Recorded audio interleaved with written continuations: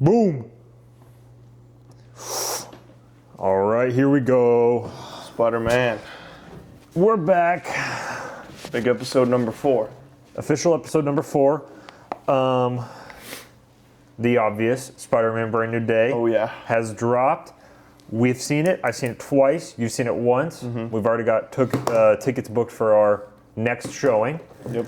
Before we get into everything Spider-Man, I think we should quickly run through the Comic-Con stuff because we haven't talked about that stuff since it happened. Yep. And then once we get into Spider-Man, it's just gonna be Spider-Man the whole episode.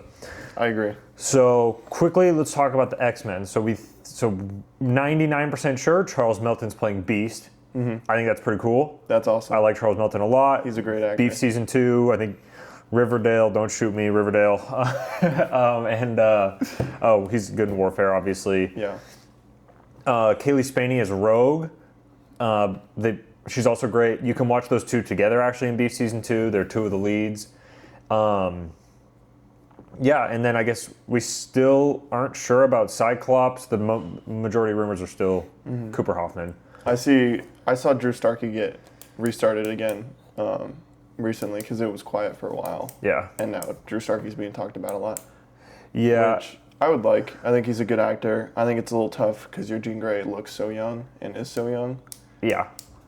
I think you're kind of in a corner with that one. They're definitely in a corner, and we'll see how. Yeah, we'll see. We still don't really know what that's going to be for Cyclops. Trying to think. Oh, Samara Weaving is Emma Frost. Yep. Which I think is pretty solid. I don't think it's like a home run or anything like that. No. But I think she has potential as an actress, but I think she's also in a lot of not great movies. yeah, but I think So we'll see. I think she'll do a good job. she's pretty good. That movie with Jason Segel we watched She's solid in was that. Over Your Dead Body, right? I liked her in that. Yeah. I mean, she was pretty. I mean, that heist movie wasn't very good, but I think. Heist movie. With the guy in Smile, Kyle something. Oh, Caroline. Yeah. Yeah. I think she's pretty good in that, even though the movie I think wasn't she's good in it, but yeah. I think her performances are often pretty strong. yeah. And then other than X-Men, we don't really know who's going to be Magneto or Xavier yet. No, they keep throwing around new names. The Xavier rumor that's still pretty prominent is Bill Skarsgård, which is really interesting. And I don't think I've seen anything from Magneto. No. I keep seeing like TV show actors be brought up, and Okay. I just like. But yeah, I think that's mostly everything we know about the X-Men so far, right? Oh, we know they're casting Storm. Yeah. Mr. Sinister. Mr. Sinister's Adam Who's the Driver. villain. Is Adam Driver. Yeah. Yeah. I mean, Spider-Man kind of confirms some potential stuff with the X-Men, but we can get into that later. Yeah, and then but none of that was actually at Comic-Con. So everyone thought X-Men would be their main thing, but it wasn't there at all. And it's probably because they're going to be at D23 in like less than 2 weeks now. And they'll probably do. I think they'll probably do the entire cast reveal then, along with. I don't think there'll be any Nova things. I think that's like a year away from like real development. But probably that and whatever Daredevil stuff they want to put out. But then what was at Comic-Con was Ghost Rider. Ryan Gosling is Ghost Rider. Sean Levy is directing. I forgot the writer's name. He's got a couple projects. I think he did the TV show Banshee with Anthony Starr. So people are excited about that. Yeah. But then he had some movies I think that people really don't like, if I remember correctly. So I think it'll be interesting. I don't really do you have any big opinions on Ghost Rider? No, I don't know a lot about Ghost Rider comics-wise. I know there's 3 different ones, 3 different guys who are Ghost Rider. Yeah. I think with Ryan Gosling, you kind of have to go Johnny Blaze, stuntman, Ghost Rider. Yeah. And I don't think, like, I would be worried if it was a character that I thought was, like, really, really hard to nail. Yeah. I think you just got to make him cool. Yeah. I think Ryan Gosling and Sean Levy are fully capable of that. Yeah, I'm a little worried about it being too like jokey. And I know that's like a thing people say at MCU. I don't say that ever with MCU movies, just this one specifically. I'm worried about it being very quippy. Just really overly quippy. And I can see that. Of course, we just have to wait and see. Like because I mean, I've seen like 12 Sean Levy movies. Not all of them are like, you know, Night at the Museum or Deadpool. You know what I mean? Like, not saying those movies are that similar, but those are very jokey movies. I mean, they're not all like that, but majority of his movies are like that. Yeah. And they hire someone like Sean Levy because of the success of Deadpool and Wolverine, and they think that was because of Sean Levy. Yeah. Yeah. And they think it wasn't. And they think it's well done, so that's why you bring someone like that back. And obviously we don't know what his Star Wars, because obviously Ryan Gosling and Sean Levy are doing Star Wars Starfighters together. We don't know what that movie's like. I mean, it comes out next summer. So that's kind of a wait and see type of thing. And you can't ever trust people going, well, this script is incredible. I mean, every time you get behind the scenes news about a movie, it's going to be good. They're going to be saying it's awesome. They're going to be saying it's the best thing they've ever seen. So anyone who's telling you guys, like, oh, but everyone's saying that the script is life-changing, they always say that. They spoon feed that to the news places, and then they just put that out. It doesn't mean anything. It could be true, but it also could be not true. Right. So, and then I don't really have anything else saying Ghost Rider. Like, hopefully it's good. I don't have the highest of high hopes, but I don't think it'll be bad. I think it's a cool concept. I'm just hoping that it's not like bad. Yeah. So. And then I think the best thing we learned about is we officially got a date for Black Panther 3. Ryan Coogler returning, probably his last Black Panther movie, I think we would all assume at this point. Yeah. David Johnson is coming in to play T'Challa's son, who's also named T'Challa. People are confused about a time jump. This is in a post-Secret Wars world. It's going to be a different MCU. Yeah. I think, like, this is telling you what they're doing. They're resetting. That confirms. We're going to be in a new. It's not just a time jump. We're going to be in a new formed universe post Secret Wars. But we don't have official confirmation on this, but it's pretty clear that Denzel Washington is going to play a major part in this movie. Winston Duke as M'Baku's back, which is great, and then Letitia Wright is going to be playing an older Shuri, who is obviously T'Challa's aunt. But I'm really excited for this movie. It has a great release date, December 15th, 2028. So it's going to be the big movie of that holiday season. Yeah. And David Johnson is David Johnson's a great actor. Yeah. My only thing with him, and this isn't a big thing, it's just a noticing thing. He's substantially smaller than Chadwick. Yeah. Was, and than like a Damson Idris, who people figured was going to be. So it's not that like we don't think that he can get like in great shape and that he's a great actor and he's built for the role or anything like that. I just think he's going to look noticeably different in the suit than people kind of came to expect with Chadwick. Yeah, I think it's a big win if he puts on a lot of muscle and he just fills out the suit really like big. Yeah. Like if he looks as big as Chadwick did in Civil War, like I think that's a huge win. Yeah. But I have only positive things to think. I think both Black Panther movies are really good. Yeah. I think they both get. I think people keep throwing like overrated, or like people think Wakanda Forever is bad, which I think is crazy. Yeah. I think people really don't like Ironheart, and they blame the whole movie for that. But even people call like the Shuri stuff bad, and I think that's really dumb. I don't think it makes any sense. No. And like you have, obviously, the Queen, and she's incredible. Why am I forgetting her name? Right? Angela Bassett. Yeah. She's really good, and then she should have won the Oscar that year. And Namor is really, really so good. One of the best MCU villains. And M'Baku rocks. And M'Baku is going to be king in Black Panther 3, awesome. which is sick. Hopefully they give him an actual monkey suit. You think so? I hope so. The big white monkey suit. The gorilla mask? Yeah. But I'm super excited for Black Panther. It's obviously 2.5 years away, but we're very excited for that. But that kind of sums up everything that has dropped since then. Mostly good. Seems like the MCU's in a generally pretty solid direction now. You're missing two pretty large things. From the MCU? Yeah. What? You're missing two cancellations. Oh, well, I don't really count those as big. How many people actually watched Wonder Man? Not that many. Not that many. And I liked Wonder Man a lot. I loved it. It's just, people have to realize that it's really hard to justify shows for Marvel and Disney at this point, when so many of their shows were such failures, and even the shows that were generally well received, they don't generate a ton of viewership anymore. So they're not making money on these. No. So it's really hard to justify shows when you because people aren't buying tickets to them. So it's really hard to, they have these internal formulas for how they dictate, how much money a show brings in. I would say that it didn't look great for this. Yeah. But it was, and Yaya is awesome. I expect to see him in some massive projects down the road. He's a great actor. He's going to be in Cliff Booth this year, which I'm super excited for. But is he also in that Mark Wahlberg movie? Yeah. Yeah. He's going to be sick in that. I don't know what that movie's called. No idea. Mark Wahlberg hates racism. He Louisiana? Something? Likes his coffee black. Yes. What other cancellation am I missing? Blade. Officially canceled. Oh, well, that was officially canceled 5 years ago if you had a brain and knew how to read. I think, before we move on to Blade, I think Wonder Man was canceled for 2 reasons. One, because it's a show. The shows aren't working. People don't like them, and they're not watching them. If people didn't like them and they would watch them, it wouldn't matter.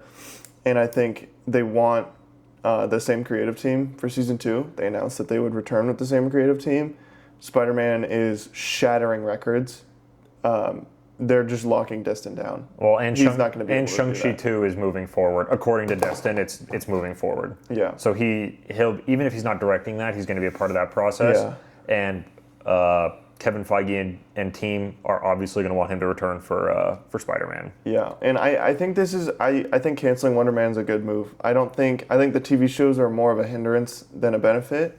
I think if you disagree with that, I don't think there's really any honesty coming out of you from that, because I think Loki and Wonder Man are really the only 2 shows that I even remember that I even enjoyed. WandaVision was fun, but it was the first thing, and then it kind of crashed and burned at the end. Yeah. And then basically everything after that just slowly just worse and worse after every project. Yeah, I mean, we are very anti. It's just a net positive to cancel it, and this doesn't mean that we won't see Wonder Man in anything else. He could very easily get the Thunderbolts treatment, where he gets put on a team in a future movie. We know they're building to the Midnight Suns. We know that that's what they want to do. I mean, they could just do something random. I mean, they could put him on a Guardians team. Honestly, if they want to include him, which I think they do because people liked him, they're just going to put him on a team, and then he can get his own solo project later on. Yeah. And I think that's for the best, honestly. Yeah. And then, I would we are anti-shows in general. We don't think there should be any shows. No. So it's not like a good or bad thing anymore. It's just they came out with so many shows so fast, and they never knew how to incorporate them with the movies. No. It just didn't work. And it doesn't make sense for them to spend money on shows if they don't know how to incorporate the characters into their broader universe, which is reality. It's just what's happening, yeah. So I think we're going to see Wonder Man again, just not in his own show. Yeah.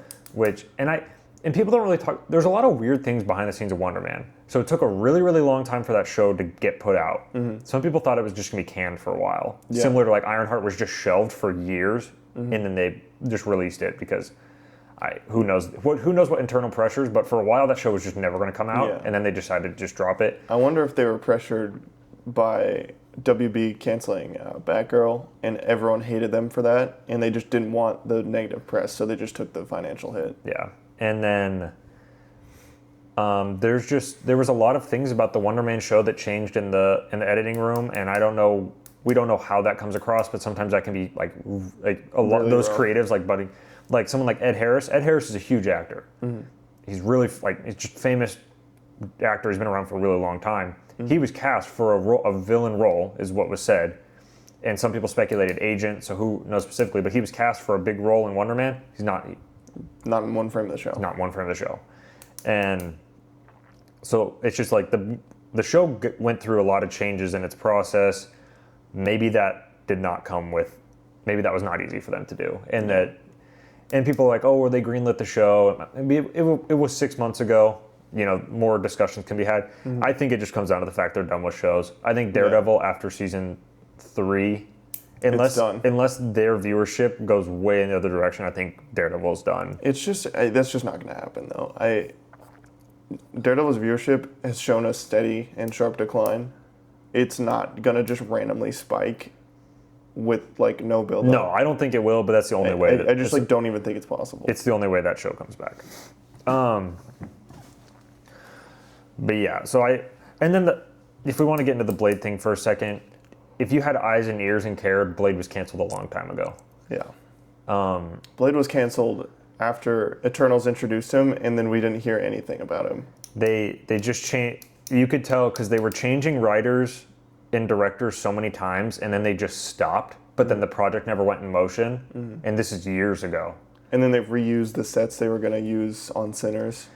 Well, they just took like I believe it's the costume designer, like they just and like Delroy Lindo, who was supposed to be, I believe he's supposed to be in Blade, and, you know, took some elements from that and put it in, but they just couldn't figure out what characters to put in Blade. They couldn't figure out what time frame to set it in, because it came down to the fact they didn't know what universe it was going to work in or how it was going to work. And and they were shifting Avengers at that point. And I think Blade would have been cool. I feel bad for Mahershala Ali because he's talked about over and over how he turned down roles or couldn't do roles because he was like, I need to be ready if Blade's ready to go. Famously, he didn't do Jim Gordon in The Batman because he's like, I got to be ready to do Blade if Blade's going to be ready to go. So, yeah, I feel bad for him, but it's just the reality. The MCU is not lighting projects and putting stuff in motion like they did in 2019 to 2021. No. They can't. They don't have the liberty to do that. No, not with audiences. They've got to play their hits just like everyone else does right now. It's not really. We're not in a sphere of taking risks right now, and so you shouldn't be. So we'll see how it goes. Maybe we'll get back to that point where we can. I don't know if they're ever going to want to again. It kind of blew up in their face so bad. Yeah. And Wonder Man and Blade are suffering because of that, but other projects suffered as well. Like in a different world, we would have got a Moon Knight season 2, which I didn't even like Moon Knight, but we definitely would have.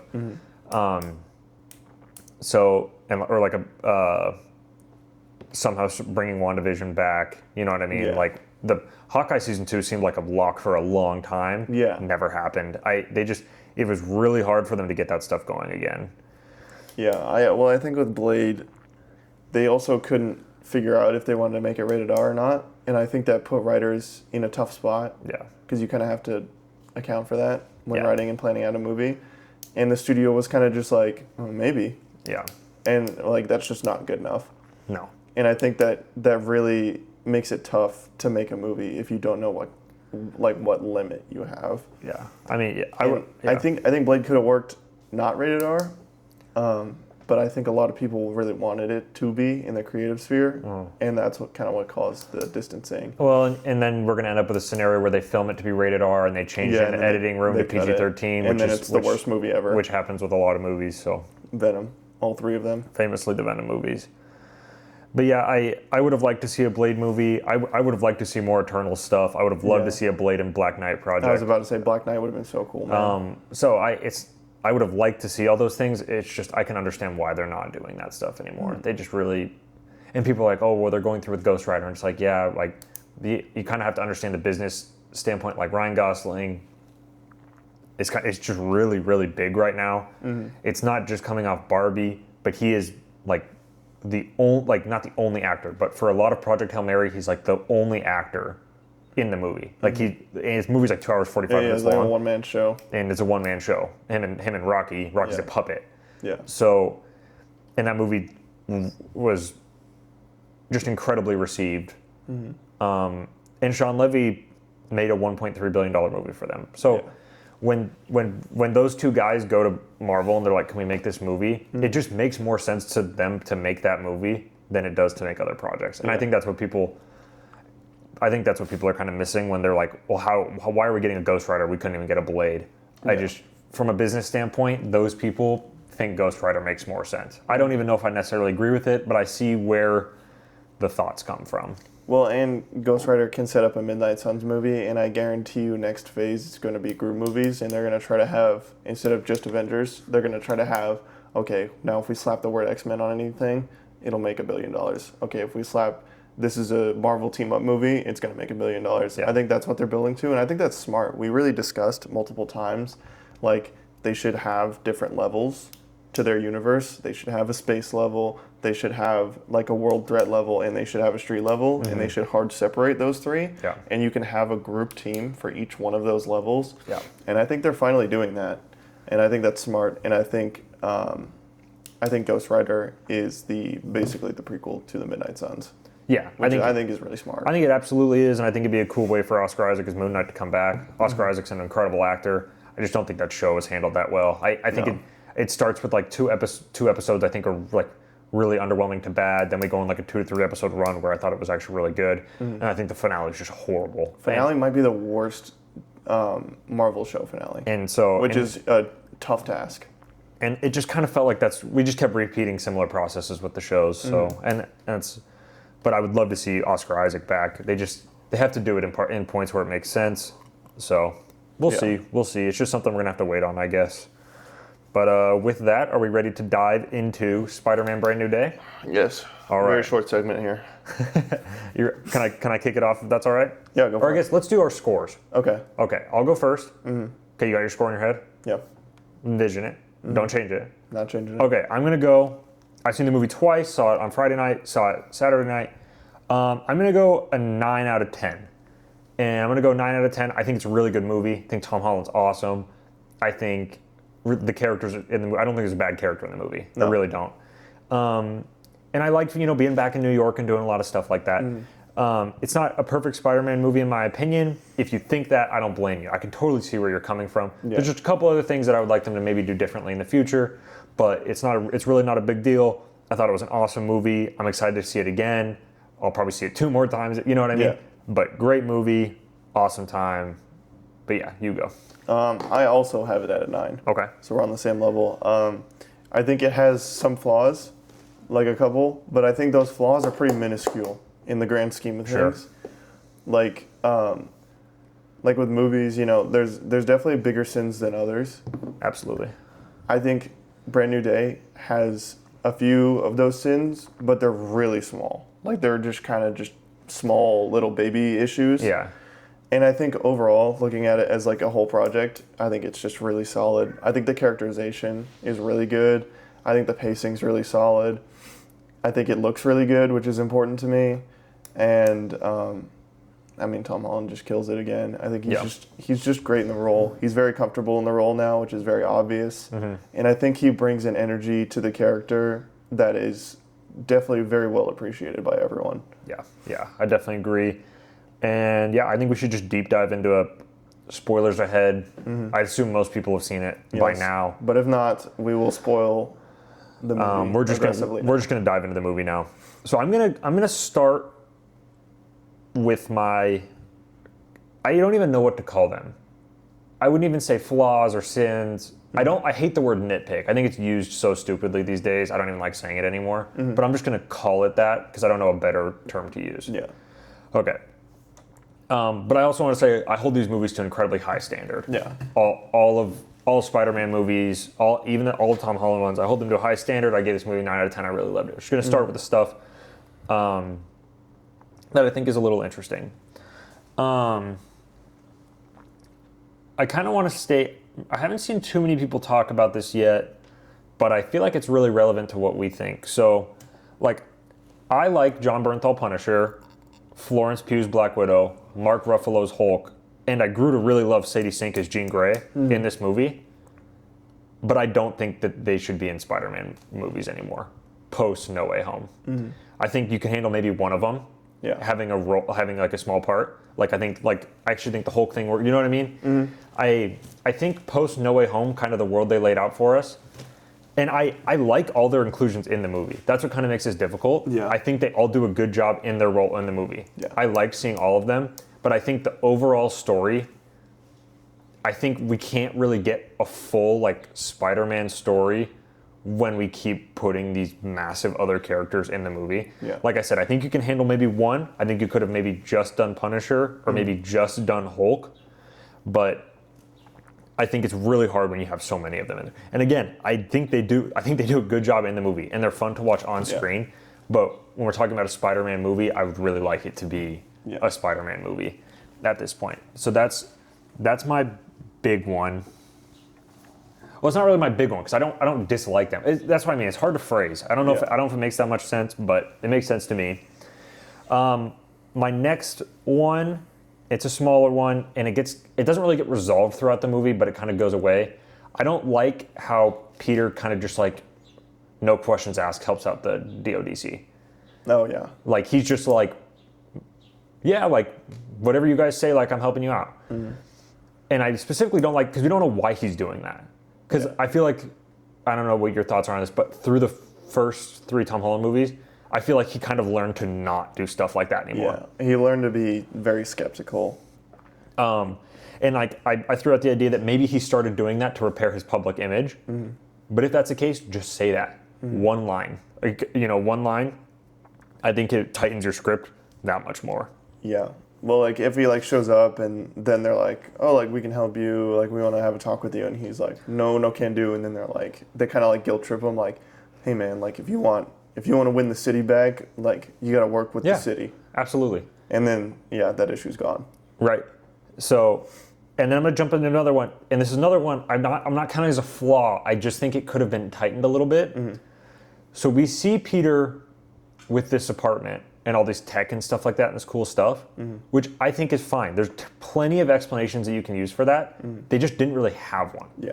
And the other thing I think is interesting is that he has his full setup on Ned and MJ's first date at MIT. So he didn't get this after 4 years. No. He got this like weeks/months after the end of No Way Home. Yeah. Like, because he has the setup, and he's like literally like first date at MIT. Like, he has the setup while they do the full 4-year montage through them being in college. Yeah. Again, that's fine. Just say like, because Peter's a master. Like, we know he's a great like dumpster diver, like with tech and stuff. Like, we hear that like in, was it Civil War? They talk about that, or he talks about he like builds computers and dumpster dives. I think that was the line. Like just one line about that tightens the script a little bit. One line about how he has some Tony Stark money left that was tucked away in a thing. One line about May Parker. Life insurance policy that went completely to him, stuff like that. Yeah. Just because he has all this stuff so quickly, I feel like we probably just needed a line or two about how and why. Yeah. You could have also shown a scene of him like, digging through the trash to find stuff. I think if the montage slowly built up his apartment, you don't even have to add words, just edit it differently. When he's looking at the MIT video, his apartment is empty, it's crickets in there. And then as the montage goes, every time you flash back to his apartment, he's like, screwdriver on the fabricator. Oh, he built that, you know? And like, oh, he like brings in a second monitor he found in the dumpster or something. Right. And like, oh, he's like tweaking with the AI, like just like something like along that line. And we're not to show like over 5 years, like this is something he's built slowly up, not something that he just bought all at once. Right. Because when we see him at the end of No Way Home, he has this apartment that's not the apartment showed in Brand New Day. No. They're completely different apartments. I think that comes down to the fact they just didn't care. Yeah. They were just like, we're gonna do what we want. Which, okay. But again, we're not saying it's illogical that they did these things. No. It just, a little bit of explanation goes a long ways. And that's because there's gonna be people who go like, oh, well, he can never move on from the Iron Boy Jr. thing, and they just don't want to acknowledge it. And that's how people are going to take it. And it's like, no, it makes perfect sense how he can have all this stuff, but you have to show it to people. Just tell us why. Because people are being like, because again, I'm not arguing that he has all the things. I just want to know the plot reason why he has all these things. That's all I'm saying is I would like to know, because it gives us more insight into this character. Because I feel like a movie like Homecoming, I feel like we got all those small little lines about all that stuff. Yeah. You know what I mean? It kind of fills those gaps. And I think that you do need to fill those gaps when this is the first time we've seen him in 4.5 years. You know what I mean? Yeah. I feel like we want to learn about all those things with him. And then I'm going to move on to my next one here. I don't understand why he doesn't have a job or go to school. And people are like, oh, well, he's a genius. He probably made some like AI startup that just like farms money for him all day while he's off being Spider-Man. Okay, again, you have to say that. Because again, you left us with he's broke and has nothing, and we find him, and he's not broke. No. He's not broke. And they never acknowledge how much money he does or doesn't have in the movie. Never and once. I'm not going to be one of those people who like say that he's like swimming in money because his apartment's so big. I think his apartment's so big because it's in the middle of nowhere, and some old dude just like let him have it because it was a storage room. Well, yeah, he moved from a real apartment, and then he moved up to the attic. He probably pays that dude cash, and that dude is probably old as hell and owns the building, charges him like $500 rent or something because it's a storage closet and it's just extra money for him. Yeah. Like, I think people nitpicking that are stupid because it's not like he's like literally like downtown New York, like right next to Times Square. Like, he's very clearly out in the middle of nowhere. Yeah, I just wish they would have told us just how. Yeah. Or like where it comes from, why he had, like, you know what I mean? I just feel like, again, it can be another thing that's literally one line. And even if that one line existed, some other people will complain about it. I'm just saying, for me, I just want to know. You know what I mean? Yeah. And that kind of resolves my, well, I guess we can state the obvious. It's time to have a Spider-Man villain in Spider-Man movies. As I'm rewatching this, I mean, the movie literally does not have a centralized villain. No. And that's not like a hot take or anything. It's just a fact. Like, in the end, the villain is like Bill Metzger, but that's just obvious the whole time. Yeah. Like, it's obvious from the beginning. Just because Spider-Man doesn't think he's a villain, like, it's obvious where the movie's headed. I also don't think it's like a twist villain. I don't want people to say that because it's clearly Peter doesn't know that he's a villain, but the movie very clearly is showing you that he's hiding things and lying. Yeah. And that you can't trust him. Yeah. That's not a twist villain. Yeah. Like, that's just plot setup. Yeah. So yeah, it's kind of a mixture of all those things where I think if they can just resolve them, because like without the job thing, it feels like it's harder to connect with him, right? Because we see him over and over, like, buying flowers, like going to the shop, like ordering pizza. He's got all this stuff. It's like, okay, like he's spending money. But we have the phone calls with the woman from the bear. I'm sorry, I don't know her name. DeWolf is what her name is in the character. Like, they have the conversations that make it very clear he's Spider-Man all the time. All the time. It's not 24/7. As soon as that thing lights up, he's on the street. He's Spider-Man. But it's interesting in other projects, right? Because he has to sacrifice other things to go do that. But that's not said in this movie. No. It's more like they keep trying to do like let your body and your mind rest. Yeah. That's a good thing to talk about in regards to Spider-Man. However, I still think you need the other aspect. Like, he really needs to be getting punched from all directions. Like, I think being Spider-Man needs to be almost an impossible task that he has just like grown to be really good at, but it's still really, really hard all the time. I think that you kind of eliminate that when he doesn't have responsibilities that aren't, like, he's just Spider-Man. Yeah. Because we don't, and if it's just going to be just Spider-Man, none of the people and the people he's fighting in this movie, throughout the movie, they're really not challenging him. No. Like, he whoops Scorpion's butt. Yeah. Like, multiple times. Like, he locks in on the hand and whoops their butt.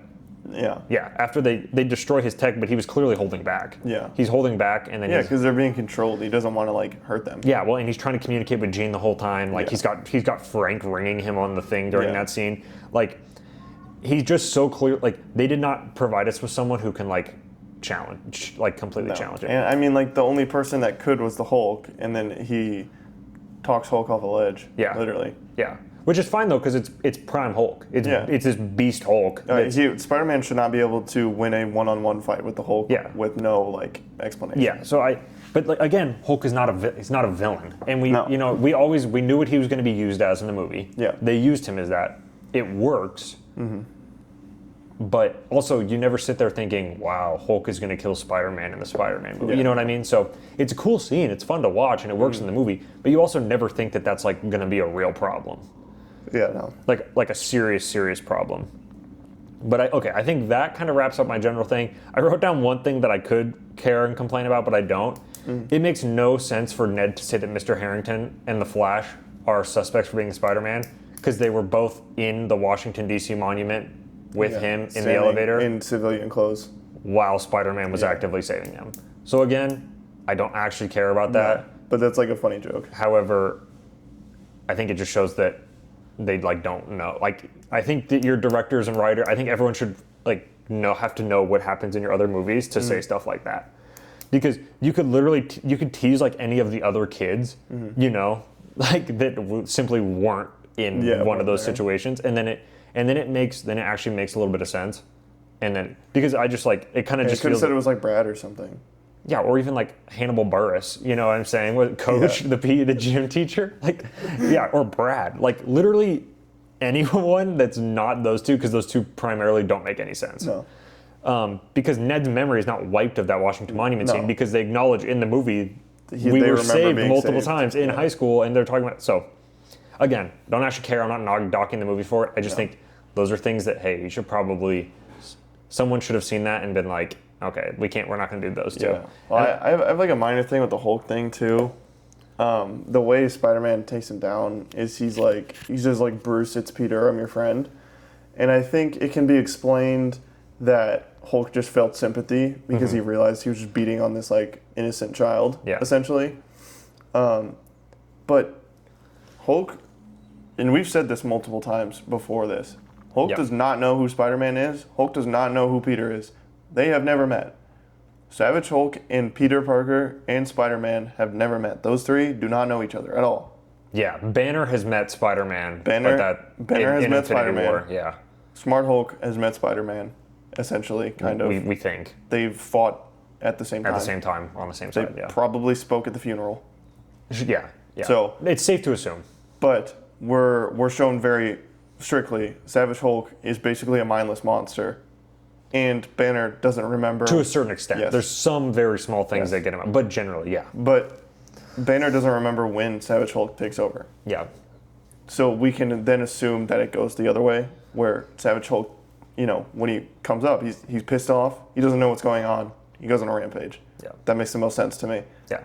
He would not know Peter, not know Spider-Man. So I think the people saying, like, if you were to interpret the scene like, oh, he remembers it's Peter, and then he relaxes because the spell didn't work on Hulk. That doesn't make any logical sense. Anyone who says that, and if that is how you're supposed to interpret it, that's a plot hole. Right, and I think that I think they should have just written it differently. I think he should have just said, "I'm your friend," because I don't think they want you to think that he thinks it's Peter. I think he wants you to think that it's someone actually trying to speak to him and care for him, which he's not used to, and then he realizes in that moment, like, yeah, this kid isn't trying to like that. I just think you need to take that Peter part out because again, like you said, people are going to be like, "What? Like, does he know who Peter is?" Like, and then that's confusing because then that's just a plot hole. And it's confusing because people thought that was going to be an essential part of the plot for a long time when they thought it was Hulk because they were like, "Oh, well, maybe Banner's mind was wiped, but Hulk's never was," and we had to be like, "Listen, Hulk doesn't know. Like, doesn't know. They don't know. They don't have moments like that." So that should have been tweaked, I think. You need to at least take the Peter part out. Yeah, I completely agree. Well, and I think that works a little bit better, too. So you take the Peter line out, you don't have Spider-Man directly attack Hulk. Spider-Man punches the hell out of him, and it's cool, but if you're going to have the scene where Peter, like, sympathizes with him, like, Peter was just beating the hell out of him the past couple scenes, and then it works still because if you have Frank shooting him, obviously it's going to make him more angry, so the second Frank's out of the picture, then you can have Spider-Man talk him down. But Spider-Man's punching him and throwing him around. Yeah. like they're literally fighting. You know, it's not like he's just dodging and getting away from him. Yeah. Again, this is like such a small thing. It's not like a huge thing, but like I was sitting there and just like thinking about like the logistics of it and like what was going on and why things were happening. And it just doesn't fully work and come together in a logical way for me. Yeah. No, I again, the scene is cool and like I'm glad that Spider-Man got to like punch the Hulk. I think that was sick. He uppercutted him with the shocker glove. That's awesome. We got to see Hulk again. Yeah. This is the first time we've seen Hulk since Ragnarok. Yeah, and he was scary. Well, I guess he's at the beginning of Infinity War, but he gets his ass whooped in 2 seconds, and then So the logic in that scene is a little lost for me, but I mean it's very easily forgivable. It's a really cool scene. So yeah. Do you want to piggyback on any things I said, or if anything else, kind of, I mean, not off the top of my head. I only watched it once, so I mean, there might have been something that I was sitting there and being like, but I think your take that like I think they're just kind of scared of getting a villain in there, like a real Spider-Man villain, and like hard committing to that. I think they're a little scared of not leaning on the MCU, which is a little weird because Spider-Man is like one of the only characters that you could lean on 100% in your movie alone and would work just fine for every audience member. Yeah. I think they're still a little scared to go fully in on the stylized parts of Spider-Man with the swinging and the fighting. I don't think they know how. To like completely honest, I don't think they know how. Yeah. Well, I mean, I was really excited because they were talking about the Jackie Chan stunt team. That was like a huge thing for a long time. Everyone kept mentioning that. Which was definitely just the hand scene in the I just didn't see much of that in the movie. And I don't know, I just like Sam Raimi loves his like slow-mo close-ups, and he loves his like ultra goofy stuff and like the super intense stuff, right? Mm-hmm. And then you have Mark Webb, he's huge spectacle, he's huge set pieces, you know, he's large choreographed scenes.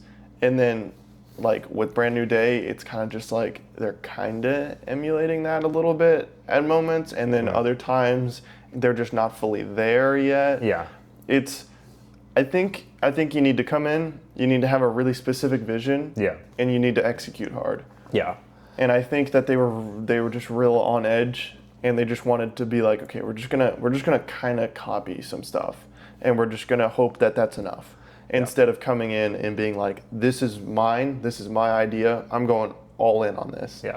Because I think one of the greatest Spider-Man scenes, a couple of the greatest ones, come from the Raimi movies. With, you know, the train scene is incredible. Everyone loves it.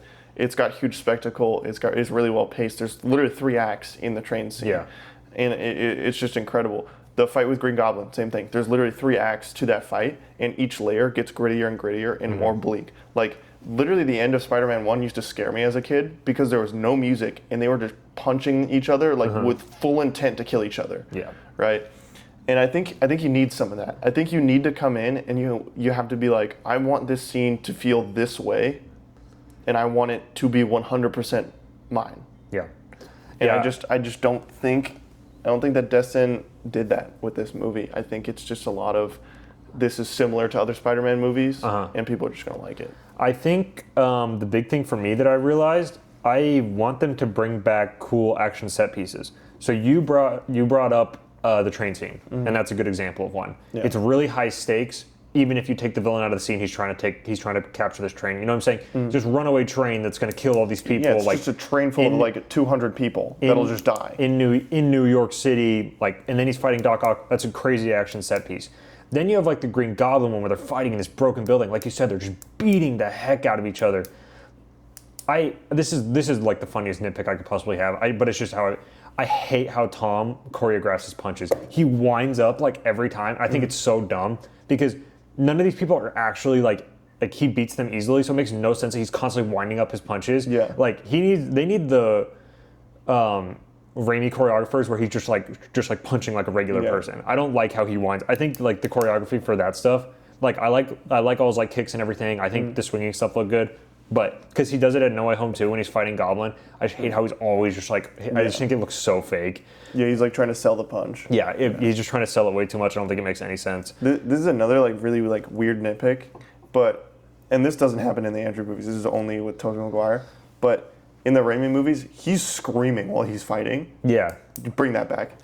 It's so raw. It's so cool. It pulls me into the scene so much and so well. Bring that back, please. Yeah, like. You just need a villain that's going to challenge him in more ways than just the mental. Like again, which is crazy to say. Like Vulture, like it's hard because, and I think Vulture's awesome. And we're going to get into this. We're going to do a Spider-Man ranking. We're going to get into what we love and what we want, right? We don't really see him 1v1 fighting Vulture. They're like going against each other in scenes, but there's always other, like they're flying on the plane, then they're like hijacking the truck, but then they're not really fighting. It's more Vulture like poaching, like he's like not even aware Vulture's gonna be there and he picks him up. Not a lot of one-on-one fighting. Yeah, it's kind of like situational. Right? Then with Mysterio's not even a villain for half the movie, and then it's a lot of drone stuff, and then then we get to No Way Home, and he does fight Goblin, and it rocks. And it's great. It really stuck with people. Is a really big part, and I think that still sits really, really well. And that's one of the better action set pieces because they just destroy a condo. They destroy the condo. And I think those punches are good, actually, when they're fighting in the condo. It's when they refight on the Statue of Liberty in their 1v1 fight. But then we come back to this movie, and he's destroying Scorpion easily, which that logic is good because then it implies, okay, well, when there's a Sinister Six, it justifies needing a Sinister Six to take down Spider-Man because he can beat these villains by themselves. That's fine, but it's just we kind of got to build to it. But then, like, the Hand, like, he pieces them pretty easily. Like, they break his tech or whatever, but he's juggling, like we already mentioned, he's juggling so much stuff in that moment. Like when he's holding back. He doesn't want to hurt these people. No, he doesn't. And because literally Mesker explains, like, yeah, they're just kids. Like, they're kids. They need a leader. Yeah, earlier in the movie, he's like, they're just kids. Like, bro, he's not trying to. He's not trying to beat on them. No, and then like obviously he's not like fighting Jean. Like there's like he's trying to stop Jean from hurting other people, and she's doing it like all through the mental. Yeah. So and then we kind of went through the Raimi scene. Like even in Spider-Man 3, they're up on this tall like building, like scaffolding, and there's cars hanging in webs, and there's people flying through floors, and Sandman is a big as building punching stuff. It's so grand and it's so epic, and the stakes are crazy. And it has layers. And like the scene is like deconstructed. There's 3 different parts every single time. And there's people dying, and there's people on the streets watching, and J. Jonah Jameson's filming it. It's like all those little things, like that's what makes these scenes special. And then we go to the TASM movies, right? Like, okay, like he's fighting Lizard in the sewer. He's fighting Lizard in the high school, like fighting. Yeah. He's webbing up Lizard. They go on the skyscraper. They're in the top of a skyscraper on top of the antenna thing. Yeah. They're falling like 100 feet, crashing into the building. Yeah. Like Lizard is climbing up the Oscorp building. Like that stuff is crazy. Then you go to like TASM 2, where you have like the Electro Times Square scene. Yeah. You've got the Green Goblin final fight, where again they're in the clock tower. They're beating each other, crashing through floors. Well, in like, the opening car chase, the car chase, even the Rhino scene, he's like blowing up these buildings, and like. I just think that I think those are all a little more grand. I think they're a little more consequential. I think that you kind of feel them a little bit more. Yeah. Because in this movie, the way they're like, oh, well, a cop gets hurt. It's like, yeah, Spider-Man like is raged. So he throws him into this car, which doesn't even crash that hard. And then they're like, the cop's about to die. And I'm like, the car barely. That bugged me a little bit. I'm like, the car barely flipped. That car, like, and it's not like the top of the car was not like flattened, and the guy would be like. So the car did a barrel roll and landed upside down, and it's like, that probably hurt. Yeah. I don't think that person's close to death. No. So I know the movie's telling me that they were, but in an actual like car crash like that, I don't think. Yeah. Like you might have a broken arm. Like you're not dead. And then like he's fighting Scorpion, and like he's like fighting harder, but like Scorpion looks perfectly fine after the fight. He's not like getting carried out on a stretcher, you know. No, he wakes up and he's like, oh, what's going on? But then the reaction from like DeWolf is like, what are you, like, you're a monster, you know what I mean? Yeah. It's just, and again, I think I'm not saying in the comics, when he's Superior Spider-Man, he fights Scorpion, and this is when Doc Ock learns like how like hard he holds back. He punches Scorpion's jaw off his face. Yeah. They should have just done something like that. Or break a leg or an arm, or like do something brutal. Like have him like walk him down for information and like snap his leg or something. Well, or like have him like grasping for air, like on the ground. Like you can literally hear him like you can hear like his lungs punctured. Like you have to like you have to match the damage to the reaction. Yeah. And so again, these action scenes in Brand New Day are really awesome. And like the Hulk one, like we mentioned, that one's cool. It's on the top of this building. They're exploding through floors. But that's kind of one. And again, Hulk isn't really a villain. No. And so and that one doesn't really have layers. You know, no, like because every fight we talk about has like usually like 3 different set pieces, like a big like side conflict. Like he literally just dukes it out with the Hulk for like 3 minutes and then it's over. Well, and it's not even really that centralized, because he's not even like trying to beat the Hulk. He's trying to wrap the Hulk up so that he can go get Jean. Yeah. So again, these scenes in Brand New Day are awesome. Like they're really awesome. I just think. We have a lot of evidence in Spider-Man movies of handling action scenes even better. I think the swinging is great. I would just like to see it happen more often. Yeah. And I know that this wasn't filmed in New York. I know it was filmed in Glasgow primarily.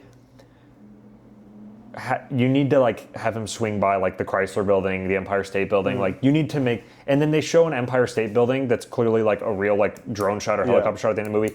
doesn't look anything like the rest of the movie does. No. So, and it lights up red and blue. It's really cool to throw that in the movie. It's just like, that doesn't really look like, it doesn't look the same because it's not the same. You know, Scotland and New York City are not the same thing. So if you're going to film in a different place for budget reasons, which is fine, you just have to integrate it a little bit better, I think. You gotta have some speed. I mean, I think that's what's missing. In the Raimi movies, he's swinging, he's going 30 blocks when he's swinging, right? Yeah. He's going really fast. He's traversing the city really quickly.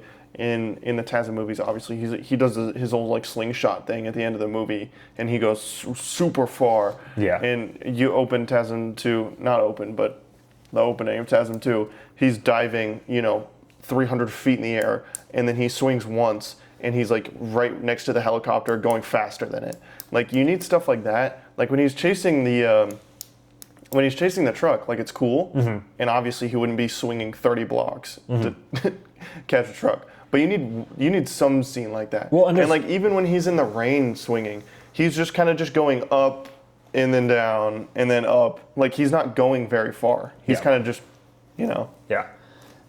So yeah, like we said, like, these scenes are good. I think what we're both feeling is they can be just a little more epic. Yeah. A little more like they can be better. like breathtaking, show-stopping. I just think I think they can get to that point, and I think when they do start getting to that point, and you add in a real villain, and I think the part of not having a real villain is, I think, because they're scared to kill anyone at this point. Yeah. I think they felt like they exhausted their options because they're not ready to kill Ned and MJ yet. No.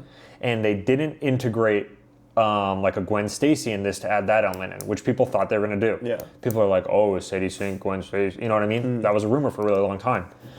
So they didn't add really any elements to where you could, and people talk about it's like the Stranger Things thing where they only add a new character to kill a new character. Yeah, but you still feel it. I still see people talk about the freaking Christie death in episode 1 of season 4. That was 4 years ago. People still talk, we wanted Christie. You know what I'm saying? For that Russian guy with the Slurpees. Alexei. Yes.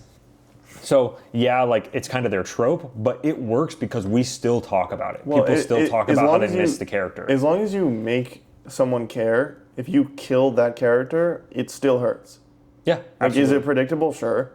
But, I mean, if you care about the character and then they die, the job's done. Oh, yeah. No, if you feel it, like, that's the point of doing it. And if your character feels it and he's, like, altered because of it, that's the point.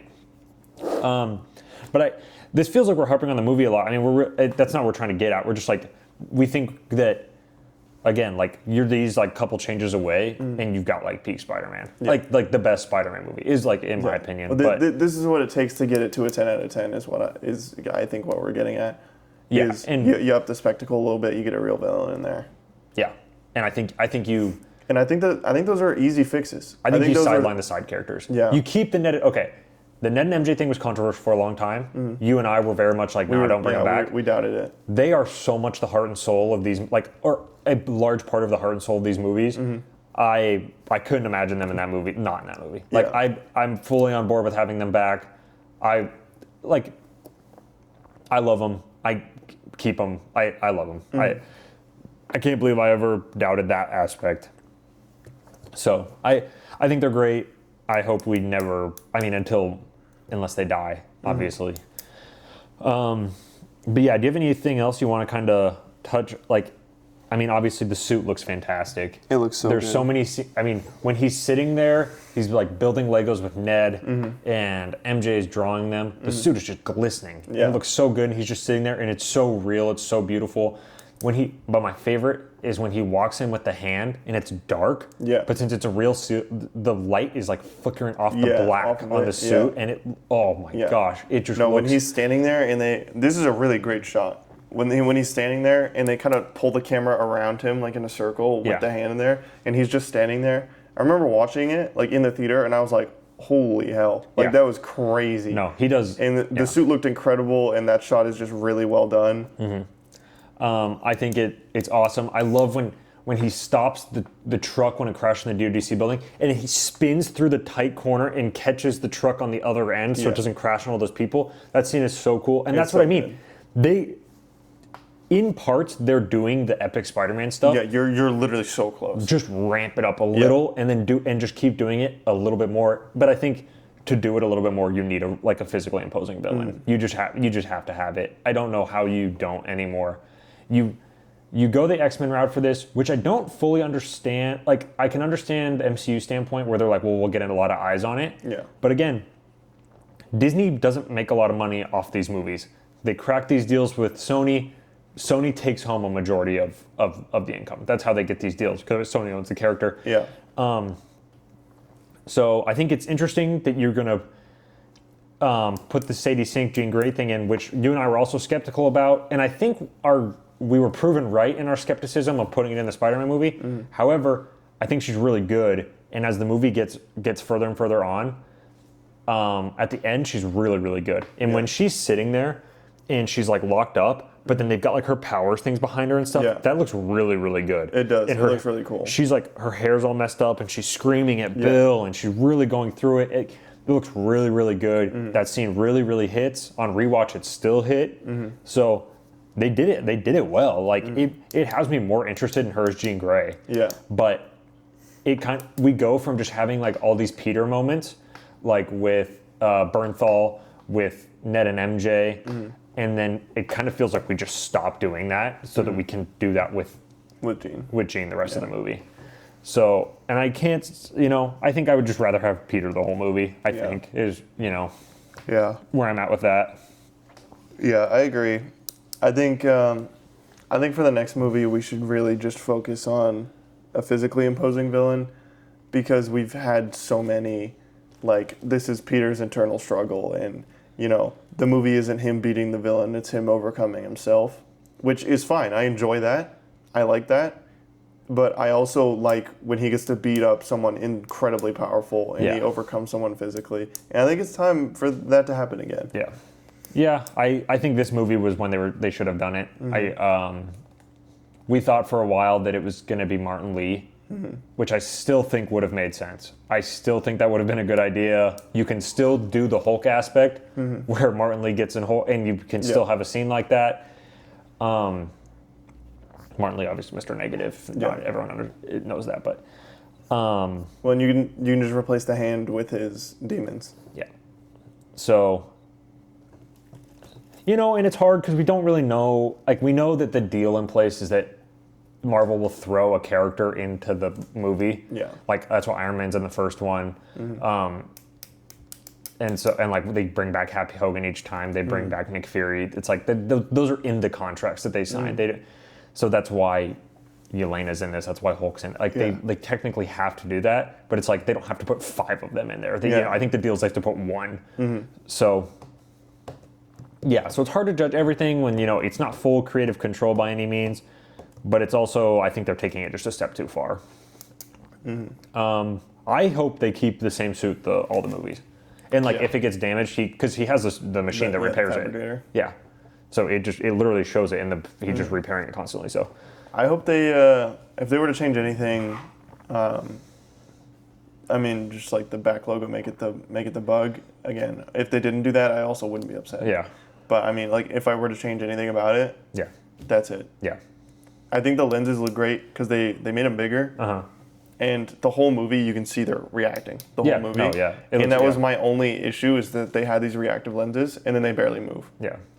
And in this movie, they're constantly moving. And you can see his eyes behind him. It's just, that's such a good detail. Yeah. I think we kind of brought, but Tom Holland as Peter Parker Spider-Man, he's just really awesome. I think we're 22, he's 22 or 23. We definitely feel this connection. You know what I'm saying? When Homecoming dropped, he was 15, we were 14. When No Way Home dropped, he's a senior in high school, we were seniors in high school. It's kind of just felt like we've been on this journey with him the whole time. Grew up with him. So I think that's pretty cool, and I still feel that connection. Like as much as I did 10 years ago, I still feel it today. Yeah. And I think the movie's really great. Like, again, these things that we're harping on, a lot of them, they're done well in the movie. So the movie's not bad because of it. It's just, is it necessarily a good idea to keep doing it? Is it better than alternatives? Yeah, can you improve it? And I think they can, and I think they will, to be honest. So I'm hoping that Destin stays around, and I hope that he gets more comfortable. I hope they figure out the writer thing, though, because they brought back the writers from the home trilogy. Mm-hmm. But then I believe it's the guy that wrote Challengers. His name's Justin, like, Kurwitz. Like, let me look it up. Let me give him his flowers, because he came back in to do, Justin Kuritzkis, I guess. I'm probably not saying that right, but wrote Challengers, writer of Queer, was supposed to do Sergeant Rock. He's doing a Jude Law movie. Mm-hmm. He apparently came in for like some really heavy rewrites, and there's like tons of behind the scenes photos of him like going through scenes with people and like helping them figure it out. Yeah, like there's a behind the scenes photo of him like rewriting stuff. So like they brought this really talented writer in to like, because, and then Tom Holland talked about it. He was like, we hadn't like a cut of the movie and it wasn't working. You know, we had to like rehandle some scenes. Yeah. So I think they need to figure out their writer thing. You shouldn't have to do that. No. It's good they did and they realized it. Just bring that guy in. Just let him be the next one. Well, yeah. If Destin likes him and you're bringing Destin back, then bring this guy in to write your movie. Absolutely. That's an easy fix. Yeah. But I don't know if I have much else to say. I'm excited for X-Men. Yeah. You know, it absolutely did that job. You want to talk about the good? I just think the good is the movie. I think there's some strong points in there worth mentioning. You go ahead. I think Zendaya is probably my favorite part of the movie. Yeah. I think her character is the strongest it's ever been. I don't think it's even remotely close. Yeah. And I really like her character progression over all of the movies. Mm-hmm. I think that scene in the boat where she tells him that she doesn't love him is probably the best scene in the movie. Yeah. That or the apartment. That's what I said. My dad asked me last night. He said, "What do you think is his favorite scene?" I think it's that. Yeah, it's just so powerful. I think ending the movie with her and Peter not getting back together is incredibly smart. Something I really hoped that they would do, and it leaves impact. Yeah. And it makes sense. Yeah. She's like on that rooftop from No Way Home that they like to hang out at, and she's like holding her necklace. I saw some people saying that was her remembering him. I don't think it's remembering. I think it's like feeling. Yes. She's feeling the connection again. Again, she does, because what people thought, and some people are theorizing that MJ's lying and that Jean put the memories back in her head. No. That theory sucks. Theory ruins her character. I did not read that in the movie one bit. And people are really hard on that. No, and I hate that theory. I don't think it makes any sense. No, if they do that, if they confirm they're saying it I will happened be in the pissed. movie. When you were watching the movies, do you think that happened? No. No. It doesn't make any sense. When would her memories come back in the movie? When would Jean Grey have put it back in? There's literally not a single scene where her feelings or emotions change. No, they just think that when Jean possessed her, she put the feelings back in, but then Zendaya was lying about it because she was like... Why would she lie? I don't know. That doesn't make any sense. The scene didn't happen, is what I'm telling you. Yeah. I'm just saying this theory is... The love of your life, right? You get your memories back about the love of your life that you lost. She's clearly upset that she didn't get to live that because it was clearly something that made her happy and him extremely happy. Mm-hmm. She feels guilty about that. That's what's being shown in the scene in the boat, and that's why it's so good. And if her memories came back, she would have just said, "Oh, Jean gave me my memories back. I love you too, Peter." I don't even think it makes sense. And then the problem instantly resolved. Are the memories even in their heads? I know we don't know to that specific detail of the spell, but I would think that they're not in there. The only way for it to make sense is if she read Peter's mind and then put Peter's memory of the events in their heads. But she doesn't read Peter's mind until the end of the movie. So again, it doesn't logically make any sense. And that scene is very much not even her. It's like he put her it's there one memory because he takes her to a memory. Yeah. And I think the significance of the spell and the punishment is revoked if it's just like, oh, it's just in there somewhere. They're still them. It's just blocked off. No, It's erased. Yeah. They say it in the movie. She's like, none of that's in there. Jean Grey says it. She doesn't remember you at all. They confirm it multiple. It's like the Superman. Yes, it's exactly like that with his parents. Yes, when they harp on it 5 times and tell you, yes, no, that's what happened. This is what they said. No, this is true. That's what happened. Yeah. No, I know those guys. They know what they're doing. Yeah. No, the spell wiped their minds. There is no Peter in either of their brains, and it's not buried deep. No. It literally there is no Peter in their brains. No. And okay, this kind of transitions to another thing, but I'm gonna finish up with Zendaya first. I used to think she was like the weakest love interest, and I just like did not care at all, and I wanted him to just move on. I mean, we talked about this before the movie. I was like, I hope they just introduce a new love interest. Like, I'm just so bored with Michelle Jones. I think it's just so weak. I've 100% turned around. Yeah. She's incredible. She kills it in this movie. She puts the movie on her back emotionally a couple times. Mm-hmm. Love it. But anyway, back to the Peter thing, the spell in their brains. The end of the movie, and I'm not even going to say this is an interpretation of it. This is literally what happened. When he does the handshake, the reason he remembers the handshake is because he doesn't know Peter, but he remembers the handshake. He remembers how to do it physically. That's not him remembering Peter. And when he looks at him and says, Peter, it's because earlier in the movie, Zendaya calls him Peter as he leaves. That's intentional. It's 30 minutes earlier. Yes, it's intentional. They did that on purpose. Right? They set that up. That's a seed. They planted the seed, and you know what grows from it? Ned connects. This random guy, Peter, is Spider-Man. And Ned says, wait, Spider-Man's name is Peter? And then they literally draw your attention to it. And then MJ goes, whoops. Yes. But then it's cool, because I'm rewatching the scene, right? Mm-hmm. And Peter walks up to Ned and says, hi, I'm Peter Parker. And Ned doesn't think anything of it. But then they do more in this scene, and they do this handshake, and then he's like, wait, Peter... Yeah. Like, where did I... Yeah, and he knows that he has this, like, friendly connection with him because he was hanging out with Spider-Man earlier, and they were chopping it up. Yes. So all it is... And Ned is an incredibly smart... He's an MIT graduate. He's not a dumbass, okay? Like, it's just him putting pieces of the puzzle together in real time. Yes. It's not... People are going way too deep with it. They do not have... Now, with Ned, it's going to be interesting, because when Peter tells him... literally any of the memories, Ned is going to believe him 1,000,000%. Yeah. Because he wants to believe him. Because he thinks the world of Spider-Man. Yes, because he thinks the world of Spider-Man. So Ned is going to love every second of it. And then they're going to, and even MJ's like, yeah, like they act like best friends. It's like, yeah, because Ned is still who Ned was, and Peter's still who Peter was. So, and they were best friends for a reason. Well, and I think the interesting part with MJ is, like, these memories were real. He's not lying. She believes him. But is she the same person as she was back then as she is now?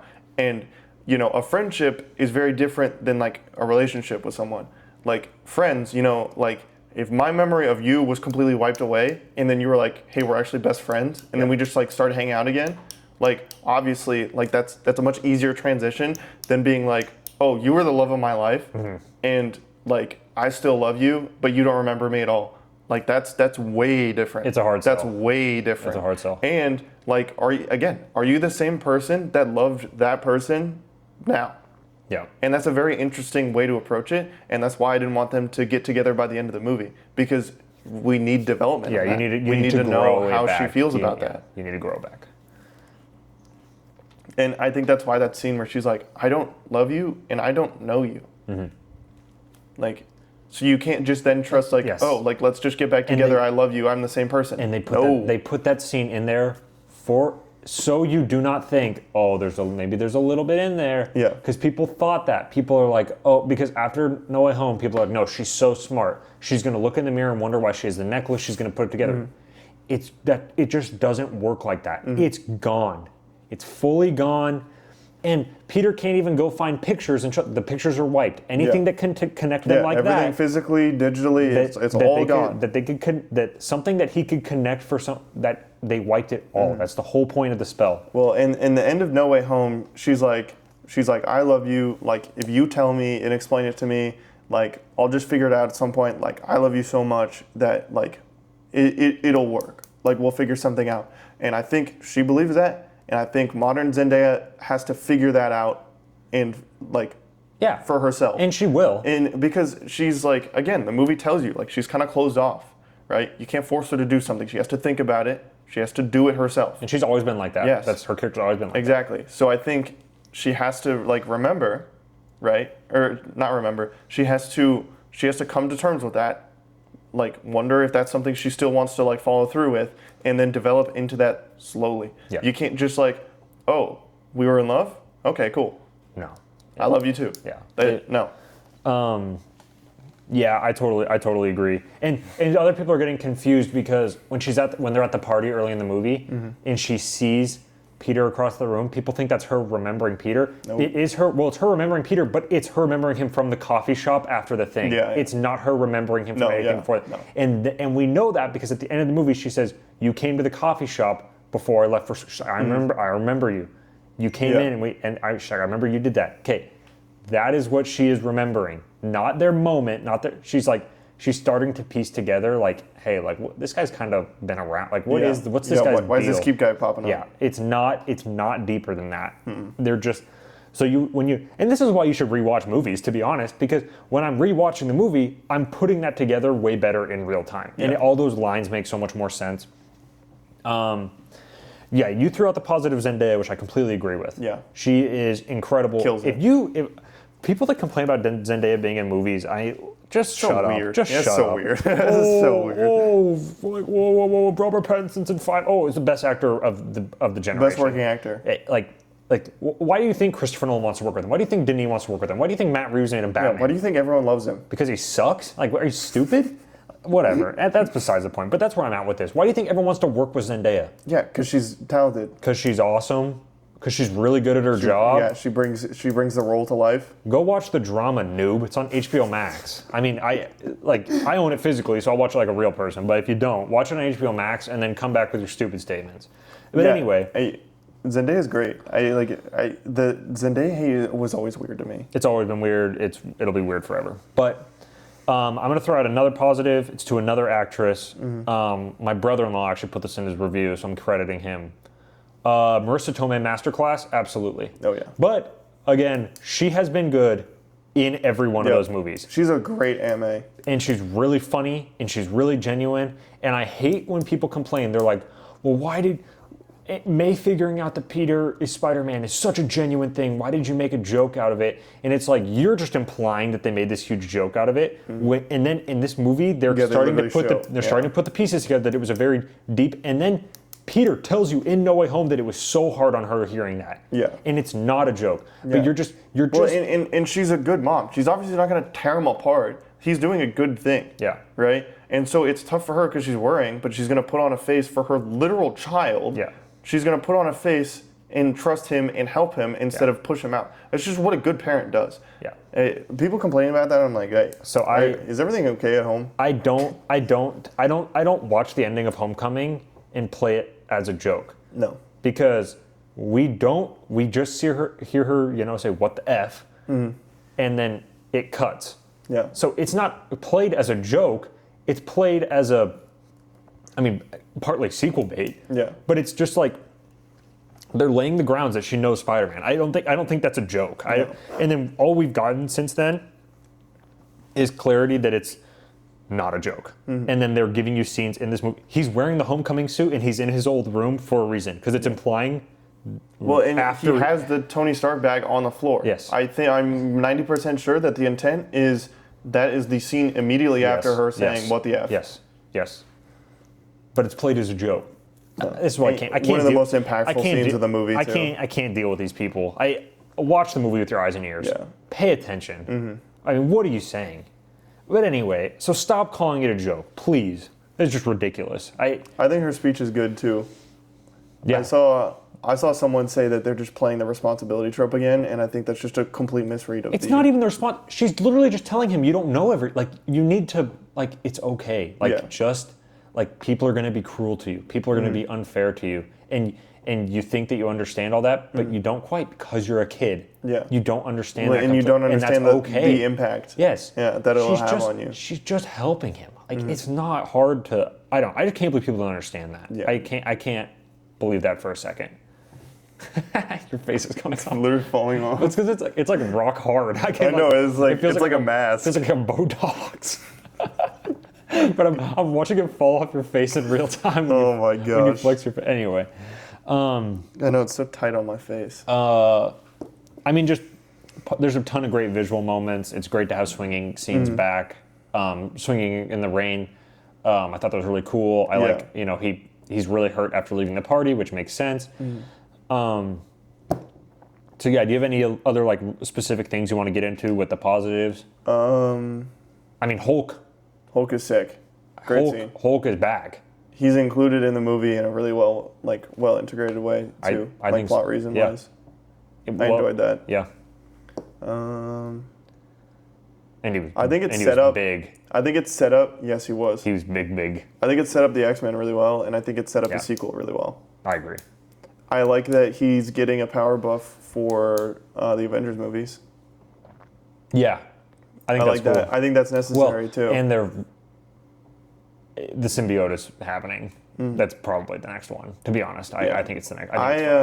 I hope they don't do like the black eyes is like his like lock-in mode. I think that's stupid. I think it should be like, oh, he's now balanced with his arachnid side. And that's the scene in the jail cell with the hand, is that it like happens and then he's like able to like tuck it away but still have the power. I think so. Yeah, it's I think a lock-in mode is stupid. Yeah, I think he should just have a power bump. No, it's I just think you should just say like, oh, his senses are now heightened. He's now stronger. He has organic webs now. Yeah. And I think you should just draw the line there. I think that's what they did in the movie. Okay. I think That's how I interpret it. I just really hope when you rewatch it, look for that in that scene. I think it plays like Yeah. that. But yeah, I totally agree, and I agree with the X-Men setup. Yeah, I think Tramel Tillman will be William Stryker essentially. You think for so? the X-Men movies. Yeah. Not literally by name, But the type of role. but yeah, I mean he'll lead an anti-X-Men anti-mutant task force. Yeah. I said this coming out of the movie, but I think that I think the X-Men movie will end with him picking up Wolverine in the Canadian wilderness in the winter and starting the Weapon X program. Oh, dude, I've seen some bad theories. Literally just scoop him up off the street and then throw him in the Weapon X You know program. what I saw yesterday? What? They're gonna use Secret Wars to make Hugh Jackman's Wolverine the Wolverine again. They're not doing that. I'd bet my life that they're not doing that. Do you know how bad that would be? That's the dumbest thing I've ever heard. What is Hugh Jackman? 60 now? He's 60. He's got or would be by the time this X-Men movie. Oh my god, that'd be bad. It's the dumbest thing I've ever heard. They would not do that. Sadie Sink is playing like a 16, 17, 18-year-old girl. Like they call her a teenager specifically in the movie. Like teenager. Cooper Hoffman, I think, is like 23 or something. Yeah. What are we like? No, that would not be good. Well, Wolverine's supposed to be old, but he's supposed to look like not really old because he's like hundreds of years old, but he's not like old. Yeah. He's supposed to look like he's like 30s, Yeah. 40. Do we want to talk about post-credit scene? Yeah, I'm ready to talk about post-credit scene. Okay. Let me make sure that we're still recording. Still going. And yes. Oh, please God. Is it still going? Yeah, sorry. Your mom was sending you a text. Her verbiage was scaring me, but it was her just making sure you weren't dead Oh yes. in a fire. Yes. I didn't respond, but Yes. because I think she'd know. But Yes. Well, I don't think we're gonna dox ourselves saying that we're gonna die in a fire. All right. There's no fires. All right. Post-credit scene. Yeah, the post-credit scene. I think people are kind of losing their minds about it. I think it's very open. It's very like you can interpret this multiple ways, and we're not going to tell you how to interpret it because we don't want to get your hopes up. That's what I got from it. I think people are taking the Spidey tracker too literally. Mm-hmm. I think they're just using a fun way that it was integrated in the movie to tell you that the next time you're going to see Spider-Man is going to be not like how you just saw him. Yeah. But that could be, if we want to list off the ways that could be, that could be the fact that we very much think Tobey Maguire is going to be in Doomsday. Yep. Okay. So that could be it, right? Is then, right? And they didn't tell us like what planet he's on or planet in general. It just like the Spidey it just moved and then it went to like black and it was just like put him. You know what I'm saying? Yeah. It could be Tom Holland for Secret Wars. Got on a spaceship. Well, yeah, because he's going to be in Secret Wars. Yeah. And Secret Wars is not going to be set in New York City. I don't think. So. Well, yeah. Some people are saying that like Battle World is going to be like off planet. Yeah. And it's like disconnected. Yeah. So I think those are kind of the two big things. Did you have another theory that one other one? I think it could be three things. I think it could be the incursion starts. The Spidey tracker is now saying that they see Tobey Maguire, Spider-Man, on the other Earth coming in. I think that's kind of a stretch, because who's going to take out their phone, take a picture of the Earth crashing into another Earth, and saying, "Hey guys, I found Spider-Man." That's what I mean, though. I don't think it's literal use. Yeah. I don't think it's a literal use of the spider tracker. Yeah. But I'm saying, like, I think the movie could, like, say that if they wanted to. Oh, I mean, and I like guess. maybe like if Ned wanted to say like, "Oh, I programmed the app to like track his like DNA output," and so the second another Spider-Man came in, that's what it registered. Yeah. I think it could be that. I don't really think that that's what it is, but I think it's possible. I wouldn't be shocked if we literally never see the Spidey tracker ever again. Just to be honest, I think that's a real possibility. I think it could be that Tom Holland got on a spaceship and then literally just flew into space, and that's what that is. Mm-hmm. And then I think it could be Battleworld is manifesting itself, and Spider-Man's up there. Yeah. Then it pings him. I think all it's doing is telling us that the next time you see a Spider-Man, he's not going to be in New York City. I think that's basically what it's getting at. And that's why it doesn't say like Spider-Man will return in any specific movie. I was about to say, I think if they said Spider-Man will return in Doomsday, or if they said Spider-Man will return and he's in Doomsday, they would have said Spider-Man will return in Doomsday. And they would have been talking about Tom Holland. They'd be talking about Tom Holland's not going to be in Doomsday. They would have put him in the trailer. Spider-Man would have been in the Doomsday He's trailer. not going to be in Doomsday. No. And so he's in Secret Wars. I guarantee you that. He will be he'll be one of the main characters of Secret Wars. Yeah. Well, and I think that's for the best. I think Doomsday is going to be the kind of Empire Strikes Back thing where everyone gets defeated and kicked while they're down. I don't want to see Spider-Man in that.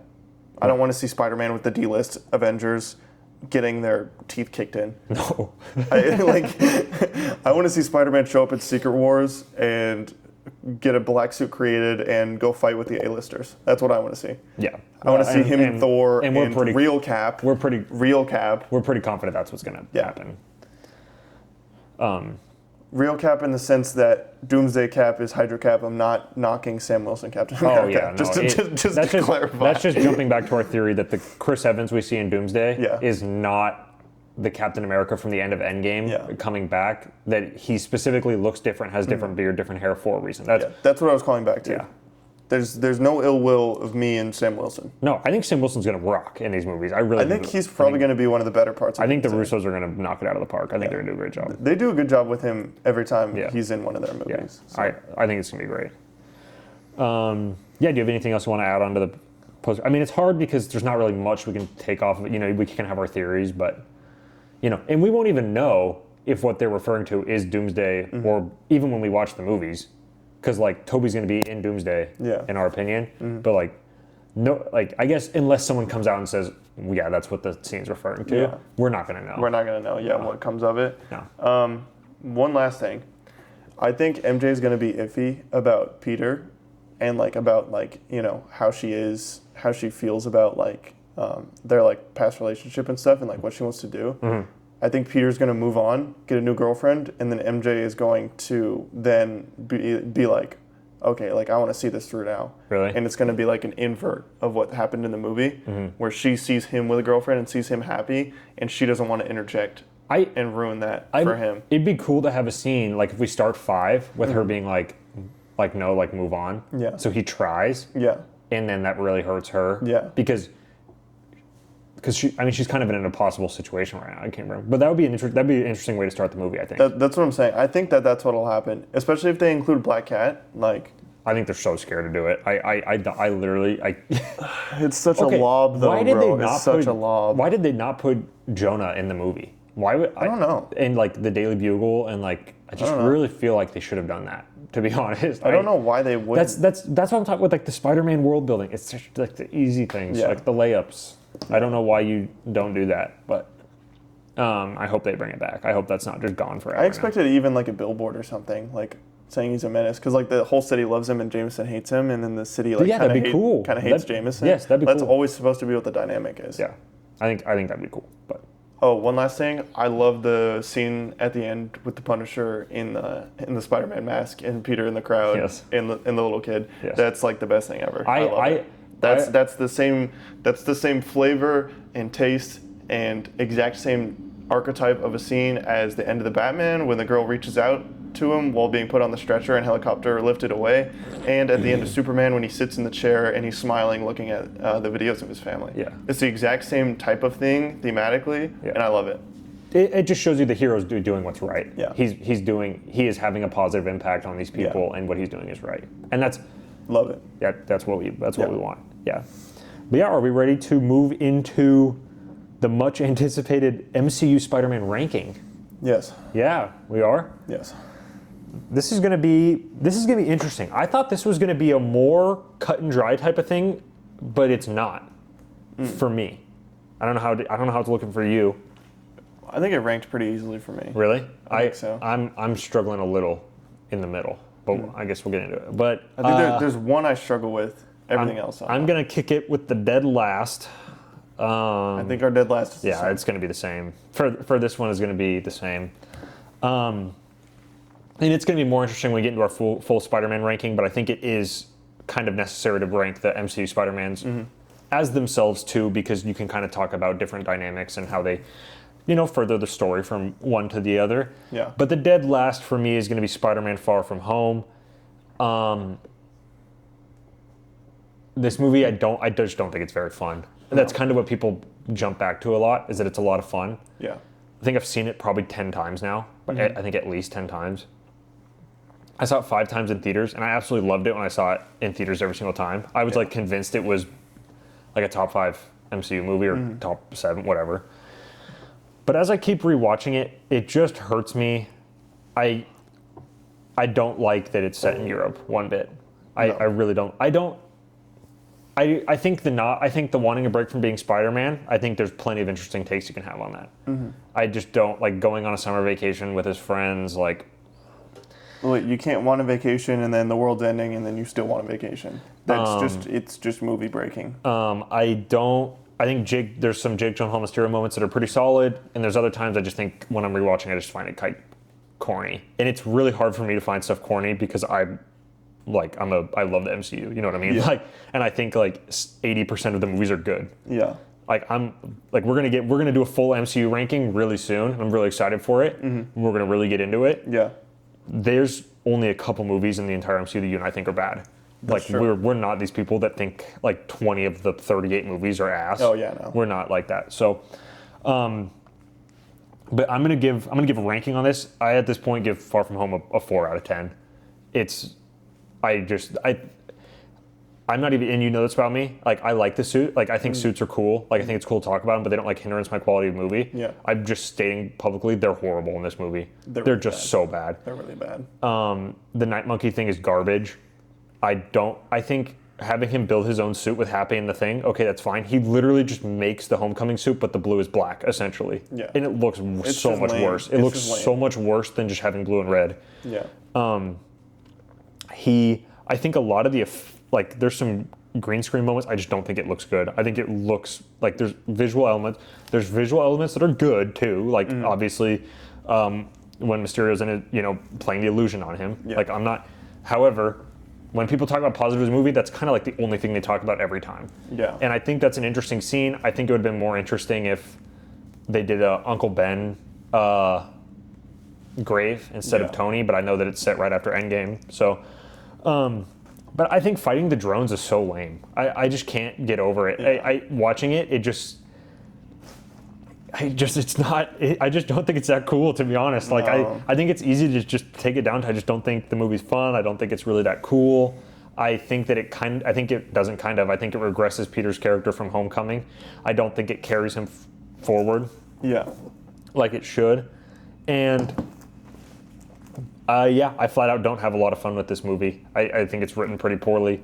I think the visuals are way too up and down, and I don't like that it's set in Europe. No. And then to even add another layer, I don't like the Skrull Nick Fury stuff. I think that's so stupid. That part gets infinitely worse every time I watch the movie. I think it ages so bad. It goes nowhere. It's aged so poorly. Not all of that is the movie's fault, but it's just reality that seeing every time Nick Fury's on screen in the movie, I'm like, oh my god, stop. It's just agonizing for me. Yeah, I think that basically sums it up. I mean, I could nitpick the entire movie if I wanted to. Again, I don't like that word, but all right, so I could pick apart the entire movie if I wanted to. But I'm gonna give it to you for a ranking and what your analysis is. Yeah, I think I'd give it probably similar around a 4. I didn't actually think about like. No, that's fine. Just what jumps out, just what your head. Yeah, probably around a 4, maybe a 3.5. I mean, like on a bad day, if I'm watching it, I'm really not in the mood. Like I might be a little harsher on it. Yeah. But I think it being in Europe is dumb. I think that the B plot being Brad is stupid. I think the joke where Ned and Betty become in a relationship is just not funny, and it drags the whole movie. And they really lean on that bit hard the whole movie. Well, and just to chime in, people like always reply like, "Well, that's what high school's like. There's quick relates." I don't care. I don't stupid. care. It makes the movie worse. Yeah, realism is always not always like something that benefits something. No. It's just dumb. Yeah. I think I love Jake Gyllenhaal. Probably my favorite actor. He's such a nothing in this movie. It's literally so disappointing. Yeah. Because I hate when movies do this too. Everyone knows he's the villain. There's no villain in the movie, in the marketing. Oh, I wonder if it's this gigantic actor that you hired to play a supporting role, a side character in a Spider-Man movie. Are you kidding me? A known Spider-Man villain. Yeah. Do you think I'm stupid? It would have been so much better if they let us know from the beginning that, like, okay, like, the audience knows Mysterio is a villain. Spider-Man doesn't know Mysterio is a villain. That's so much better. You can have so much fun playing with tension with that. Complete missed opportunity. Just stupid. Just a dumb creative choice. Do you want to talk about Barf? Go. I'll let you. Oh, yeah. It's just the whole, like, oh, this is, my project and I got fired. And my life's work. And my life's work. We all got screwed over by Tony Stark. Wah. Who cares? You created something. You worked for Tony Stark. You worked for Stark Industries. Go work somewhere else. Get another job. Are you serious? Yeah. This literally makes you a maniacal murderer? Are you... Like, come on. Like, come on.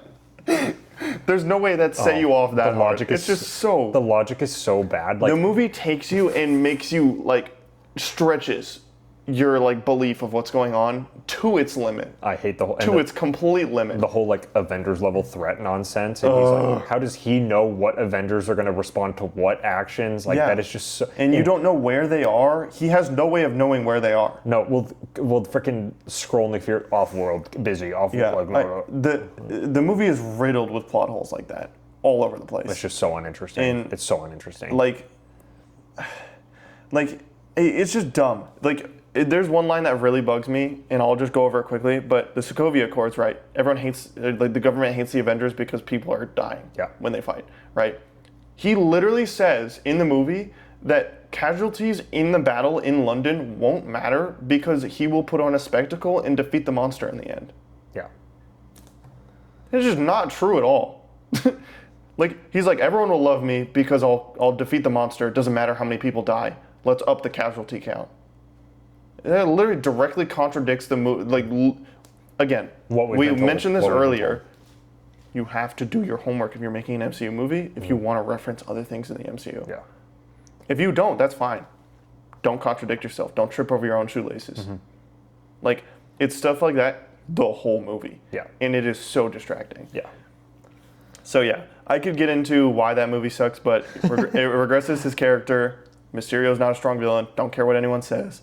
The Mysterio illusions are cool, but in context, doesn't mean anything. So nothing. It just happens. Yeah. There's no emotional connection to that scene. There's no completion of an arc or any challenging any characters. They're just visually, they're just cool scenes. But yeah, Far From Home's not good. It's just really bad. So yeah, I think the supporting cast is also the weakest in that movie. Like Ned is just like a goofy like best friend, and he sucks in that movie. Like, I hate Ned in that movie. He's just a goofy best friend, and they make him awful. He's unbearable. Yeah, I could talk about too many scenes. We'll move on. Far From Home's terrible. If you guys want to see us talk about Far From Home in depth, I literally could talk about it for an hour straight. I just like in a world where we could have got like a New York recovering from the Endgame thing, and like during the blip, the Osborns had like built this empire in New York City. They bought Avengers Tower. And they bought Avengers Tower, or even a different building. If you don't want to do that, that's fine. But then like Peter, who's reeling from everything because he was blipped away, has to deal with like these consequences in New York City. Yeah, and now there's deep-rooted crime. With Spider-Man villains, with the world that is just so much more interesting. Nobody was stopping you from doing that. No. You could have cast Jake Gyllenhaal as Norman Osborn if you wanted to. You could have still had Jake Gyllenhaal. So it's such a waste. It's such a waste. I think it's a huge. I agree. It's a huge waste. I'm going to take it to number 3. In between, this is where it's hard for me. Is between 2 and 3. I really don't know. It's almost like a tied for me at this point. Mm-hmm. I guess right now I'm going to go. This is so hard for me, dude.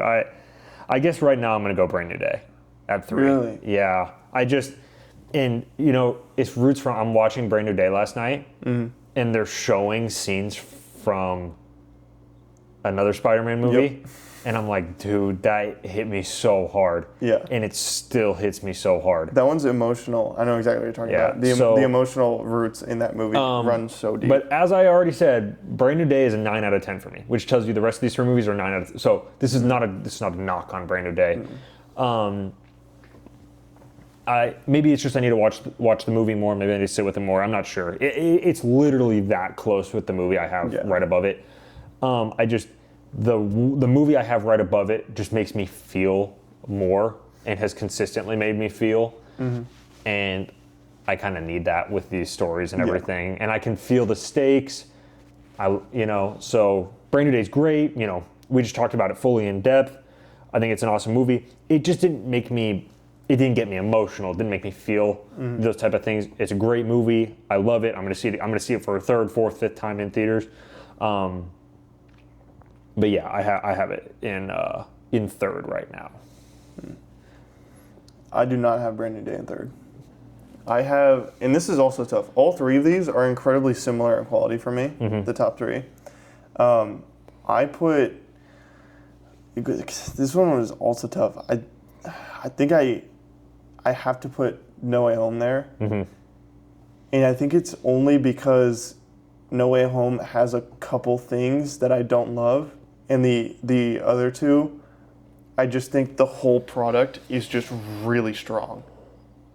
I think that's fair. That's what I'm juggling right now. Yeah. Spoiler alert, but that's what I'm juggling. Yeah. And so I think with No Way Home, I don't love the stuff with Doctor Strange. Yeah. I really like Doctor Strange as a character, and I think his inclusion in the movie could have been a lot better. Mm-hmm. I know he's necessary there for the plot, obviously. Yeah. And I know it's not an easy thing to introduce and explain a multiverse. Mm-hmm. I understand that's difficult. But again, the reality is I'm going to judge the movie how it is and not, give it points because it was hard to do something. Mm-hmm.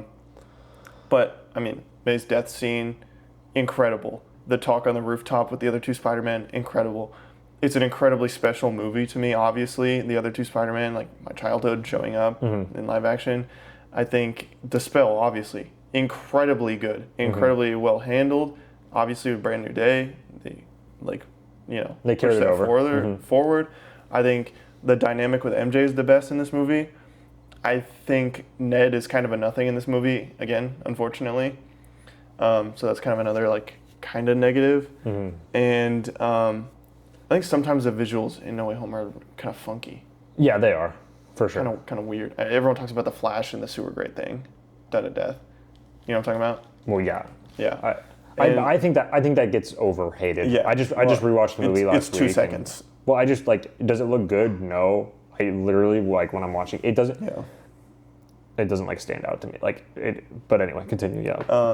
I think people who say only the 3rd act's good are stupid. I think that's such a lame way to look at the movie. Mm-hmm. I kind of expected a little bit more with the Toby and Andrew introduction and not in Ned's grandma's house. Mm-hmm. I think, again, I still think the movie's really good, and I still think their introduction was good. Mm-hmm. I just expected more from that, and so that was a little anticlimactic when I watched the movie. Yeah. and every time it's a little anticlimactic. Yeah. I understand they were under COVID limitations. And, but again, and time limitations. Yeah. And trying to keep it a secret. Yeah. But again, I'm judging the movie as a product, not, the hurdles it had to jump. But yeah, that's why it's under these other two, because I think the other two are just really tight.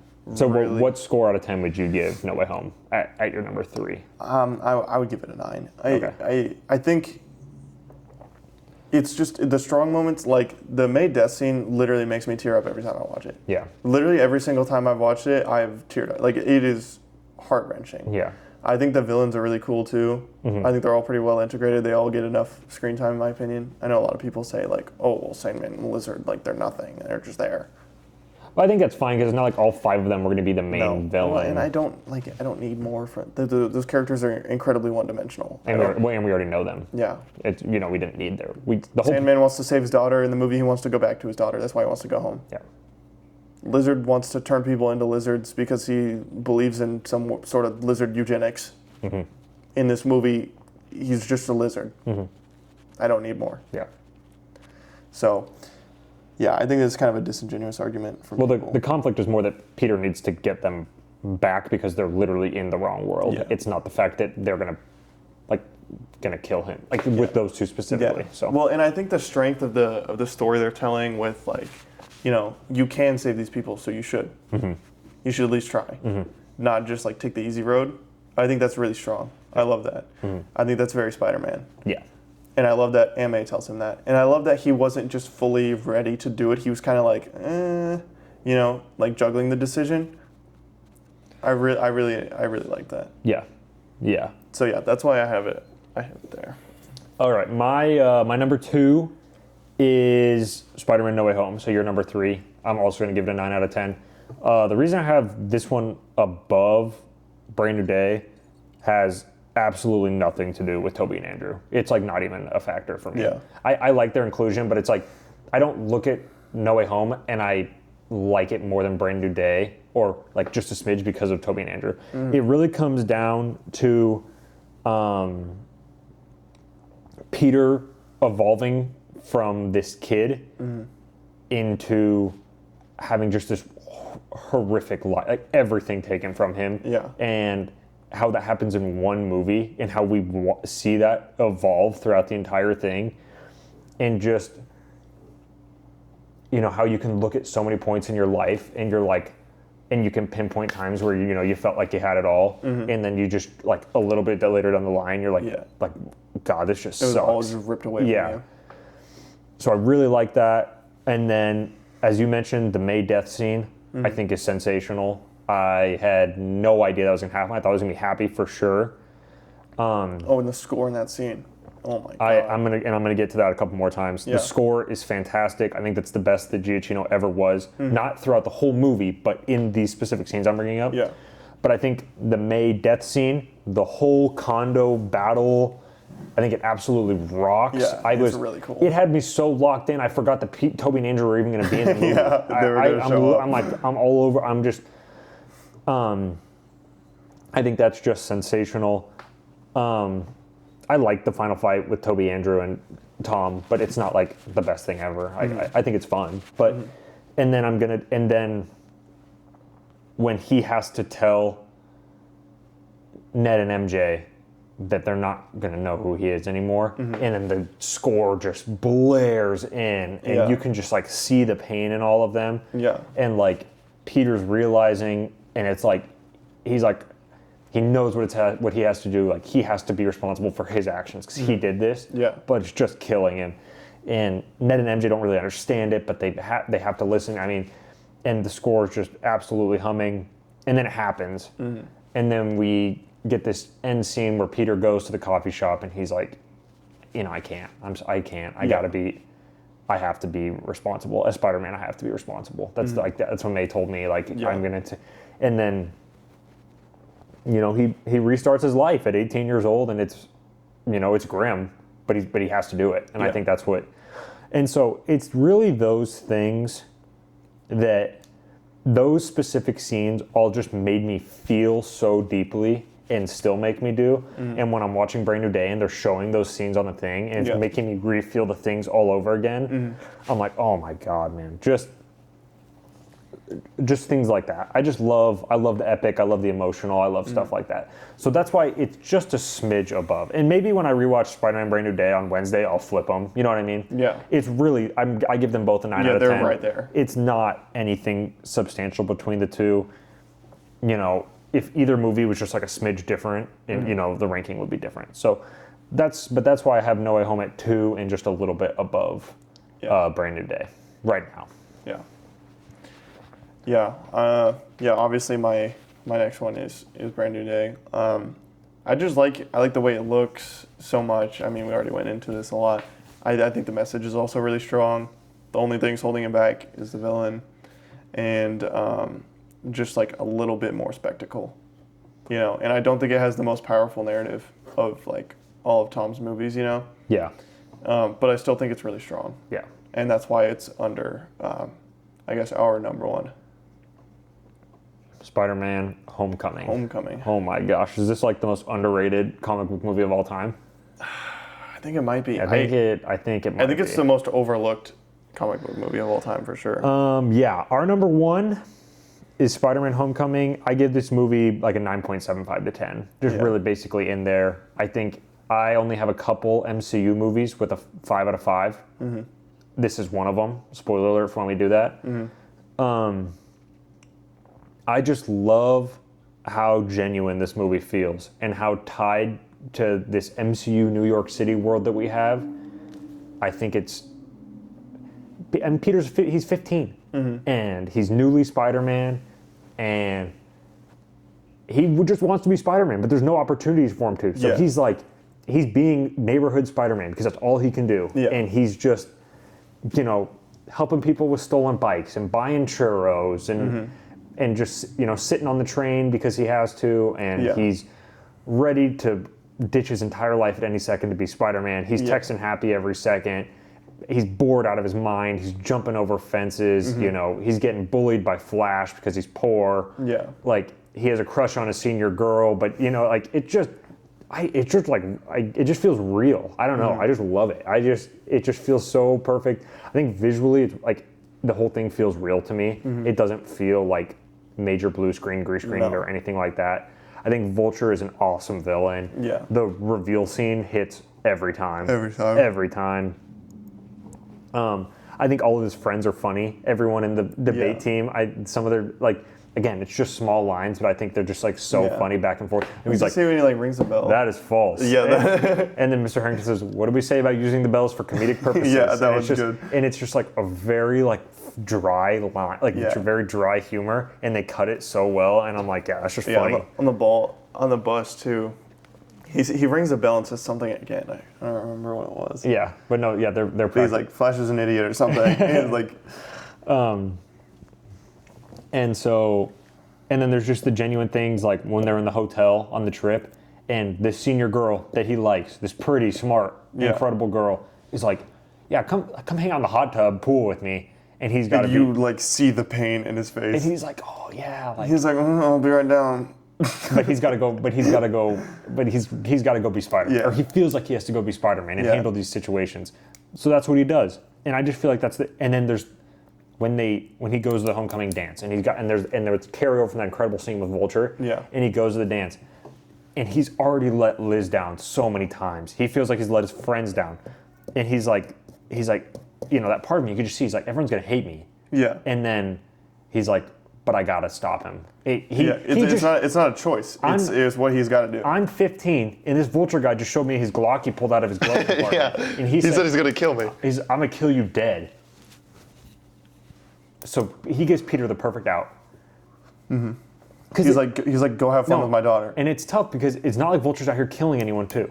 He's just stealing. He's breaking the law. He's doing the wrong thing. Yeah. Well, he's stealing and he's providing weapons to dangerous people. He gives this 15-year-old Peter Parker the perfect out to be like, you know what, I can look past this one. Because Peter, the whole movie, has been trying to get people to look at the Vulture. He's been trying the whole time. And he's like, oh yeah, he could easily just be like, oh, someone else will handle it. But he knows, if he leaves it out there, then people could die. And he could easily be like, I tried. I've tried the whole movie. You know what I mean? And he doesn't do that. He leaves the dance. he lifts up the lockers and gets so his good. stuff. So and then good. Shocker booms him on the bus, and then Ned comes out with the with the web shooter. with the no scope.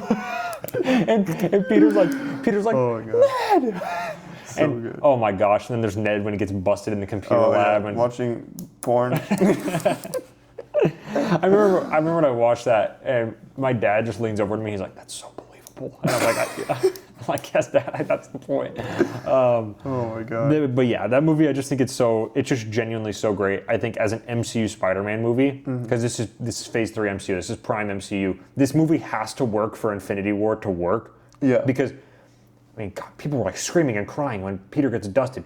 It doesn't work like that if people don't absolutely Yeah, if people love don't him. care about him. And so, here, I'm just gonna rip this thing off your. There we go. It's distracting. Well, it's about to be a clay face. Well, now you're good. Don't worry, I handled it. It's just a giant blank spot. Well, yeah, because it was hanging off your face.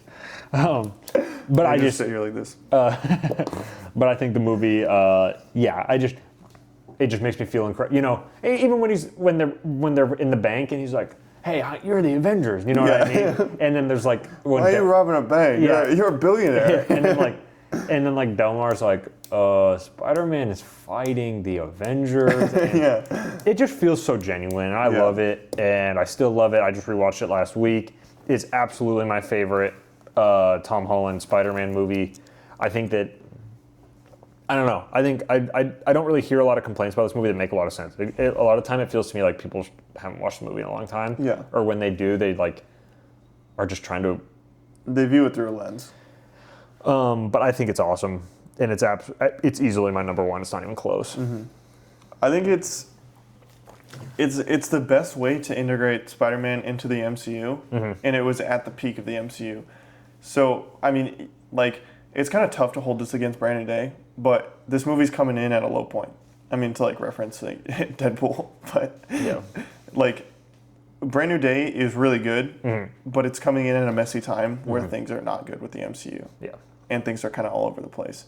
Homecoming came in at the peak of the MCU, and it matched the peak, which is like incredibly difficult to do, in my opinion.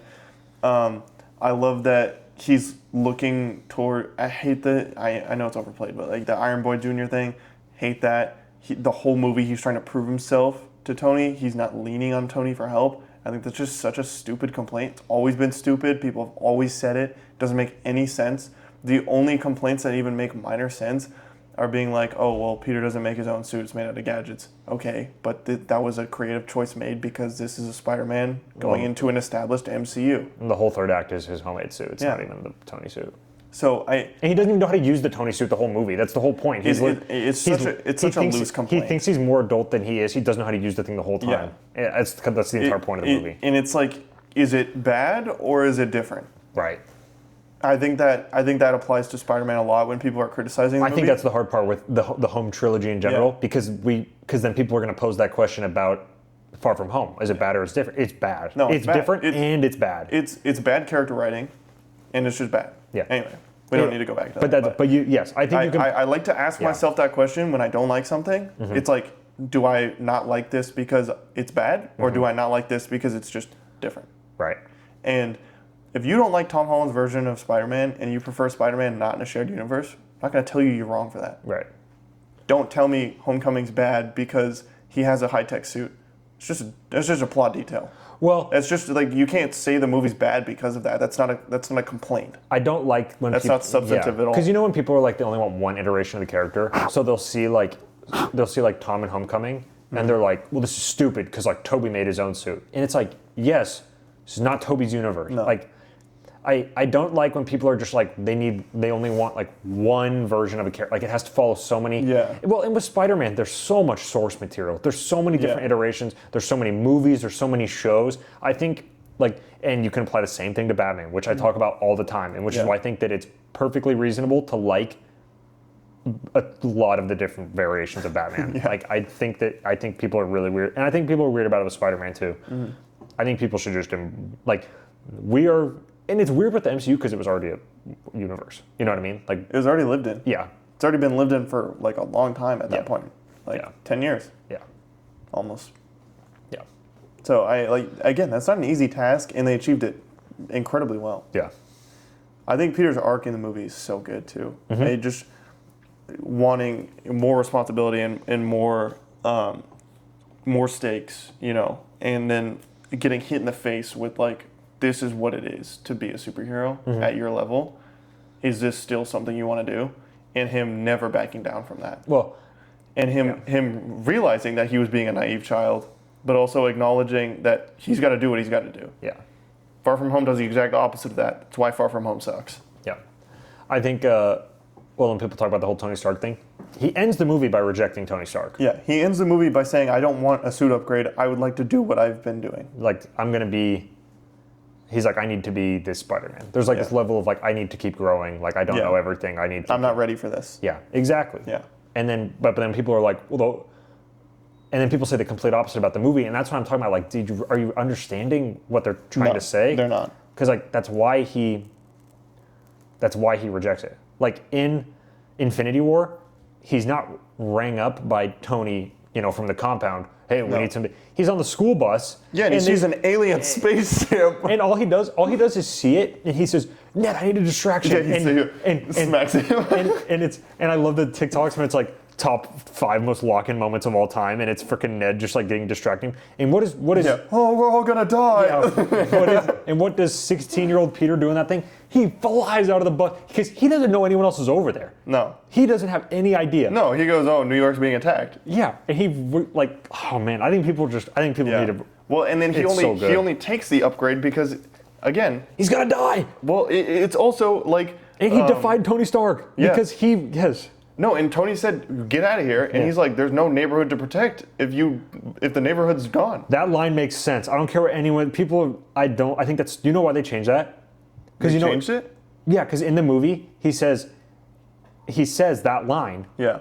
And then Tony says, like they like played off as like, oh, that doesn't really make any sense, but you know what I'm getting at. Yeah. Originally, it was the line of, "There's not going to be any neighborhood left." Like but test audiences said it didn't make any sense over and over. It makes complete sense. What? So they had to throw in or didn't have to. They chose to throw in the line of him being like, that doesn't really make any sense, because all their test audiences were like, what does that even mean? How stupid are these tests? That literally makes complete sense. If we go to space, if Earth gets destroyed, there's no neighborhood to protect. That makes complete sense. Yeah. No, I remember we were in 8th grade and we're watching Infinity War, and even 14-year-old me, and we're watching a movie, and I'm like, what? That makes complete sense. Wait, yeah. Wait. What?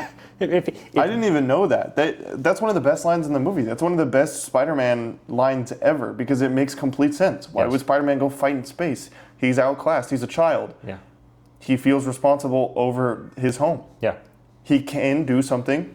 He can help, so he should help. That is Spider-Man. Yeah. That's always what the character is. It's always what the character needs to be. And it's like the same thing with Captain America. He doesn't back down on what he believes in. If he believes something, he's going to fight for it, no matter if he dies or fails. Yeah. It's just how it works. And he rocks in Infinity War, man. He's dialed in that. Man, he's a beast. But I just think Homecoming's basically perfect. Yeah. It's such a great. I agree. I think just the way of handling Spider-Man in the MCU like that was just so genius, incredibly well done. Yeah. I love it. It's easy number 1 for me. Yeah. No notes for Homecoming, 10 out of 10. If you disagree. I'll defend it till I die too. We could watch the entire and just break down like scene by scene. Like when we were talking about Brand New Day and we're like, it just feels like it needs a line here or there. I feel like Homecoming doesn't have every that at all. time it gets that extra line in. It's like Oppenheimer. Every line has intent. Comparing Homecoming to Oppenheimer is crazy. Oh my god. Look at you, anyway, you idiot. I'm gonna clip this just because it's funny. You idiot. But it's true. I feel like everything in Homecoming is like very intentional. And like every line is like... Yes, I knew what you were getting at. Homecoming and Oppenheimer are clearly not the same movie, not the same class of movie. Yeah. Both equally peak. Oh yeah, but that's definitely our... Homecoming's incredible. That's definitely our number 1. Yeah. I think it'll stay number 1 for a long time. Yeah. Yeah. It's so hard to beat. It absolutely is hard to beat. It's like it just does. It makes every narrative choice correct. Like, it makes the right choice every time faced with like, oh, this could have gone bad. That makes the right choice. I think it's been hard for them to get that genuine feeling back since Homecoming. Yeah, 100%. Because like I think the Raimi films have it. I think the Tasm films have it. And I think Homecoming has it. I don't think Brand New Day has it. Just I don't think as well. No. I don't think it's quite gotten there because like we talked about, they don't have the Peter Parker Spider-Man elements, like the world building part, like because we don't have a lot of Spider-Man verse characters in the movies. No. So I think that makes it hard. Yeah. But with Homecoming, I think they got it. Yeah, they nailed it. Yeah. Do we want to do our full Spider-Man ranking? We want to shift into that? Yeah. Let's make sure this freaking Make sure it's still going. thing's alive. Should I pause it and then just like do it as a different one, just to make so that like, or I guess everything up to this point will be fine if it stops recording, right? Yeah. Okay. So it's good because it's still recording. Yeah. Well, Okay. if you stop it, it's fine. Like, it'll. Okay. But even if we keep it going right, it'll do the same thing. What do you mean? Like compared to, like if we don't stop it right now, but like 2 minutes from now, it stops for some reason. It still has everything in the back, right? Yeah. Okay. So it's fine. Basically the same thing. Yeah, nothing's gonna get like corrupted or anything. Okay. All right.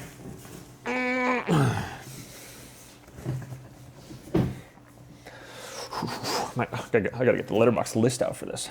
I was about to say you should pull up mine too because I can't pull it out on my phone. Or should we do a No, let's do this and then we can do a short form after. Does that make sense? Yeah. Like the quick summarized version. Let me see if I can pull it up on my. Oh, I can. Let's go.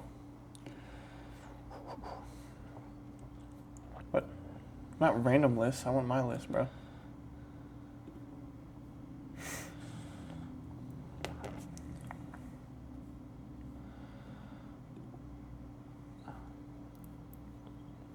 All right. All right, I think I need to. Do I need to edit? Oh god, this list is gonna be controversial. Dude, mine's gonna be outlandish. But I'm gonna explain my thoughts, not just to. I think I'm gonna do this.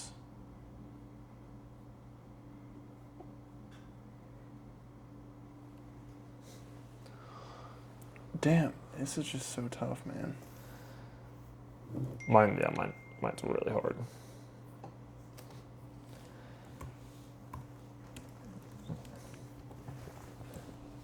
It's tough because once you get in the middle, they're just like very like consistently. Yeah, I know what my top 4 is, but kind of my top 5 now. But okay, I'm ready when you are. Sorry, my parents think I'm dead. Hello, I'm alive. I am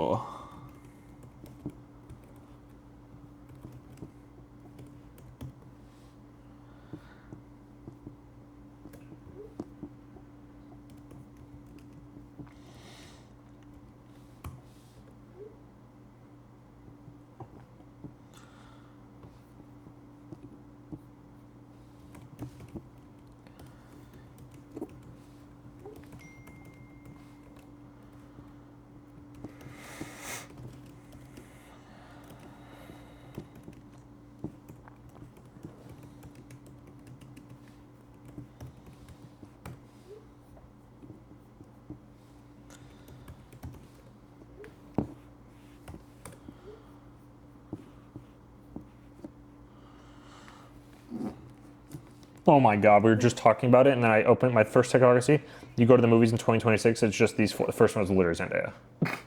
Zendaya, John Bernthal, Tom Holland, and Robert Pattinson. Oh no, darn. Literally kill yourself. How about that? All right, I'm ready now. Okay. This list is controversial as hell. Oh, so mine's probably worse. Yours All is right. definitely worse. Full Spider-Man ranking. Spider-Man ranking list. There's 11 Spider-Man films. Yes.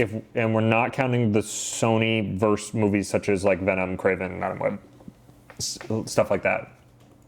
If people are interested for any reason, we would rank those.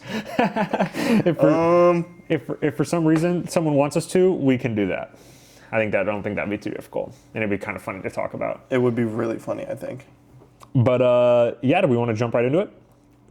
Yes. All right, last place, easily Spider-Man Far From Home. Spider-Man Far From Home, I have it a 4 out of 10. Yep.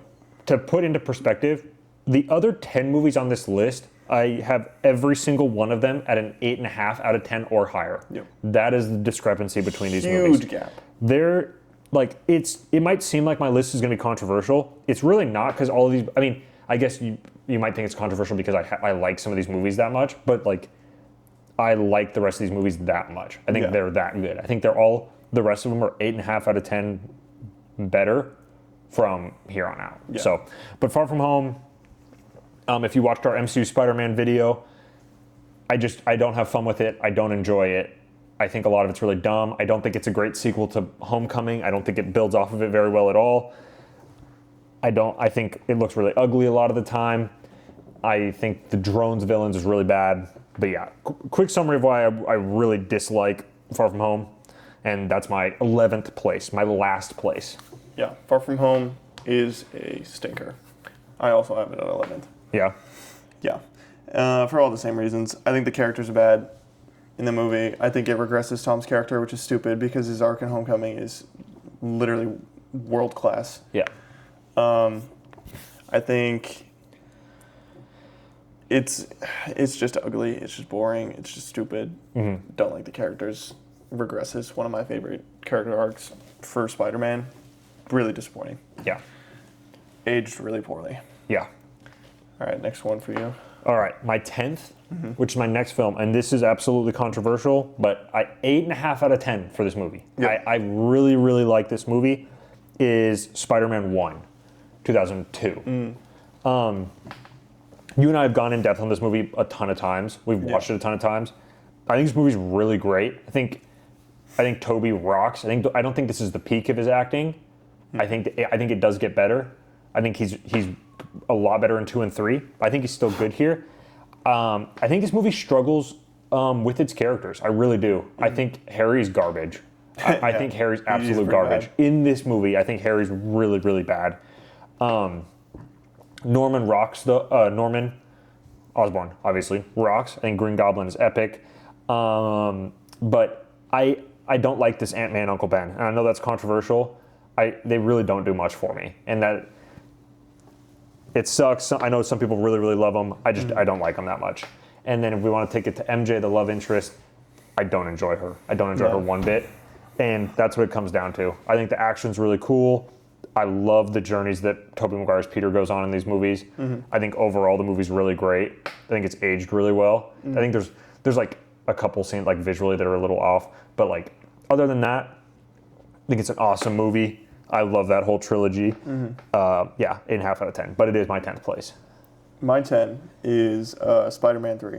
Okay. Which is, I really don't like when people dog on Spider-Man 3. Because again, my list is the same. I have this at an 8.5. I think this one has the most going on. Not in a messy, you can't track what's going on type of way. But it feels less personal. And I think the peak of Sam Raimi's Spider-Man is when you really get personal with it. You look like damaged Spider-Man now. Huh? Your face looks like damaged Spider-Man now. I'm method acting. You look like you've been beaten. Anyway, yeah, I think he's best when he's real close up with the characters, very sincere. Yeah. Spider-Man 3 is just like spectacle. Yeah. It's a lot bigger. Sure. It's a lot less focused on characters a lot of the time. It still has those character moments, like on the bridge. I was there 2 days ago, on the Spider-Man bridge. Yes, you were. Yeah, in the park, and like I think Harry's the best in this movie, though. I would say I like his character arc, but yeah, it just feels like there's a lot going on, and like not enough like close relationships, being developed, and I think. There's like that. They're really out of character. Like Peter kisses Gwen in the Spider-Man suit. I think that's just such a weird thing to cause drama. It feels like it was put in there just to cause issues, not because it's something Peter would do. Yeah. Again, that gets blown way out of proportion, I think. but still, it's like it's an issue, and I think it's just to give MJ a reason to be mad at him, and I think you could have made up a reason better than that, you know. Sure. But yeah, there's just like little things like that. I actually like the Venom in Spider-Man 3. I think it's kind of cool. But I enjoyed the Venom in Spider-Man 3. Topher Grace is funny to cast, but as a kid, I didn't really understand casting, and I hadn't read Spider-Man comics, and so he showed up, and I was like, wow, what a little weasel, you know, like. I think he plays it well, but. And like I think it's just fine. Again, I think this is one of the cases of like, is it bad or is it different? It's just different. Sure. But yeah, that's why I have it at 10. I think a lot of other movies are a lot more focused. The character arcs are, I prefer them in a lot of other movies. So yeah, that's why I have it at 10. Cool. My next place, so number 10 was Spider-Man 2. My number 9 is Spider-Man 3. It's what you just talked about. Yeah. I think I love the spectacle part of it. Yeah. And when you're talking about with the Peter, like his stuff like that, I feel like they had to go that far because they had not written MJ well to that point. No, so yeah, I feel like they had completely run out of ideas, and they had no idea how to handle that relationship. And so I agree that it feels off while I'm watching it. And part of that are like the sins that are created in Spider-Man 1 and 2. Yeah. And I don't think that relationship is strong at all. I still really don't like Kirsten Dunst in that role. I like her in other movies. I just don't like her as MJ. Roofman's awesome. She's awesome in it. I think Harry is good in this. I think Thomas Hayden Church Sandman's really cool. His theme rocks. Great. He's a great villain too. He could be one of the best of the three. I actually don't mind the Venom stuff at all. I know that part's controversial. I never have. I don't think I ever will. No. I think there's a big bump into this one. Like you can see the time jump. And I think the black suit's really cool. I just think the scale is epic. I think it's really cool. I actually think like Peter like having missteps is okay. Like he's not a perfect person. Yeah. And that's okay. Like he's gonna do the wrong thing sometimes, and that's what happened in this movie. The symbiote took advantage of some of those, and he acknowledges that, and he gets past it, and he beats it, and I think that's cool. Yeah. And that completely works for me. Yeah. So that's why Spider-Man 3, I have an 8.5, the same score as Spider-Man 1. I have them both of it as an 8.5, but that's why Spider-Man 3 is at 9, and just ahead of Spider-Man, mainly because some of the side characters work a little bit better for me, and I like the bigger scale. All right. So we on to 9? You're a 9, yeah. My 9 is No Way Home. Wow. It's so tough. So you have everything from here on out a 9 and a 9 plus. Yeah. Okay. I literally adore everything else on this list. I mean, people will say I'm like too easy to please with Spider-Man, but I don't care. I really don't. Everything here on out, I think, is just like a genuinely incredible Spider-Man movie. I will say. We talked about it a little bit earlier. There's just some aspects of it that I'm just like not huge on, that are weaker, could definitely use some improvement. Yeah. But the strengths, man, the narrative strengths and the character working is just so good. Yeah. It's oh man, I could just go on for hours about each moment with the other two Spider-Men, and with Aunt May's death scene, and with Peter and MJ's relationship dynamic, and how he deals with fame, and then the ending. It's one of, if not the best Spider-Man movie ending, in my opinion, especially with Brand New Day kind of indicating that for me a little bit. But yeah, this list is just, it's crazy, because we're at 9, and 9 through 4 could just trade spots at any given day. Right. My top 3 is pretty strong. I feel very confident about that, but literally here on out, I could move things around in this section just depending on what I'm in the mood for. Yeah. Honestly. Yeah, absolutely. All right, ready for me to go to my 8? Yep. Okay, this might be my most controversial take. This is Spider-Man Into the Spider-Verse for me. That's crazy. I just don't think it is. I'm sorry. That's kind of crazy. No, not for me. I mean, like, Because I'm lower on it too. This is simple. Miles is awesome. And Peter B. Parker and Chris Pine, those are all great. And the animation's awesome. And the arc he goes on, this just comes down to really simple. And again, I have this movie at like an 8.5 to 8.75, maybe even a 9. I came back a little bit off of it for some other reasons, but I do not like Penny Parker. I do not like Spider-Ham, and I don't like Spider-Noir. And I know the Spider-Noir one specifically. When I'm rewatching this movie now, they just feel like a chore to me. They don't feel fun to me. Peter B. Parker is fun.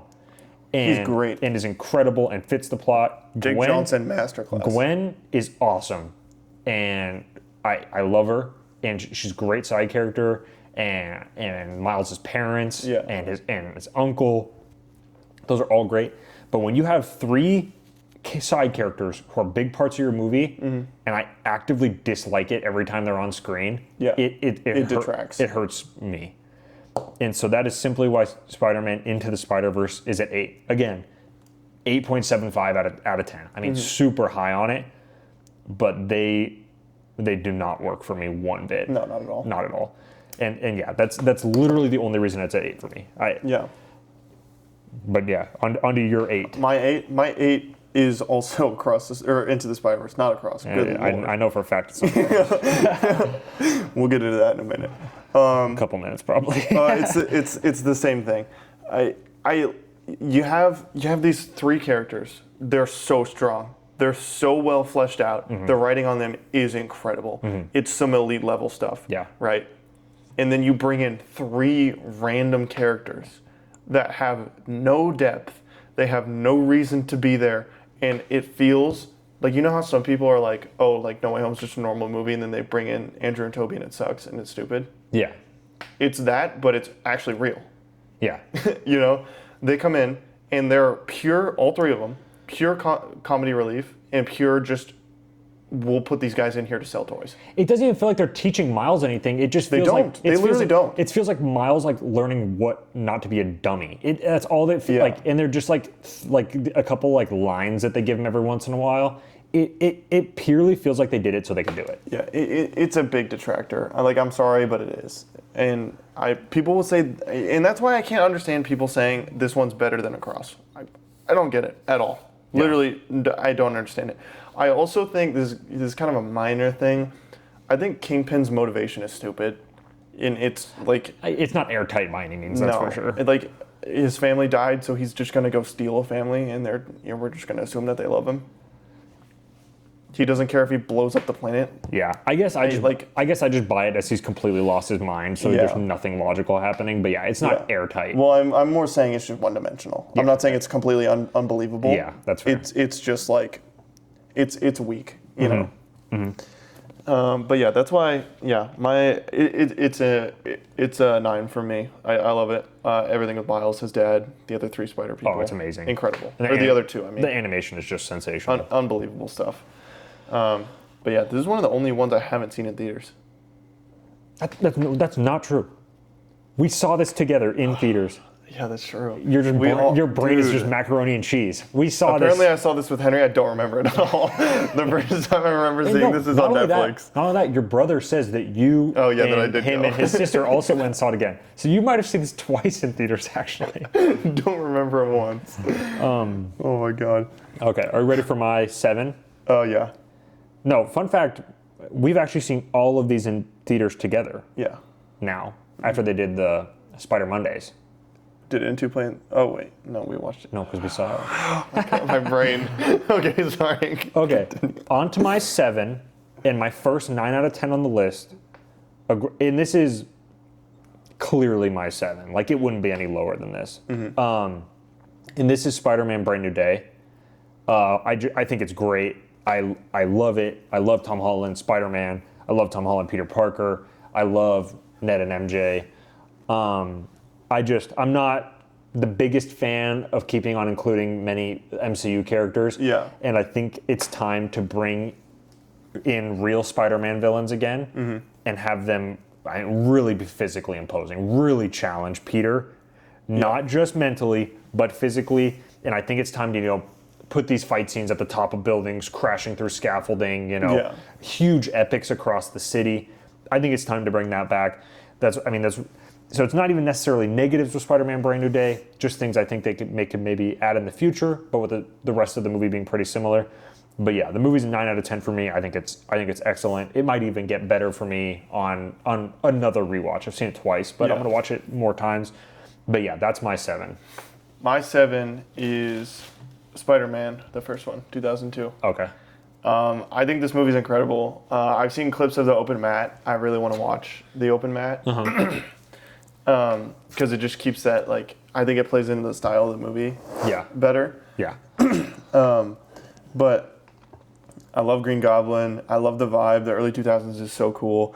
I think it's paced pretty well. I really like the evolution into finally getting the suit and putting it on and fighting crime and stuff. I love the Daily Bugle cast. I think they're all really fun. Definitely. I really love I think the fighting and the swinging is really cool. They have that rain scene where he saves MJ in the rain. It's just so cool. That scene looks really good. It's so cool. Yeah, it's really well done. And obviously the upside down kiss, super iconic.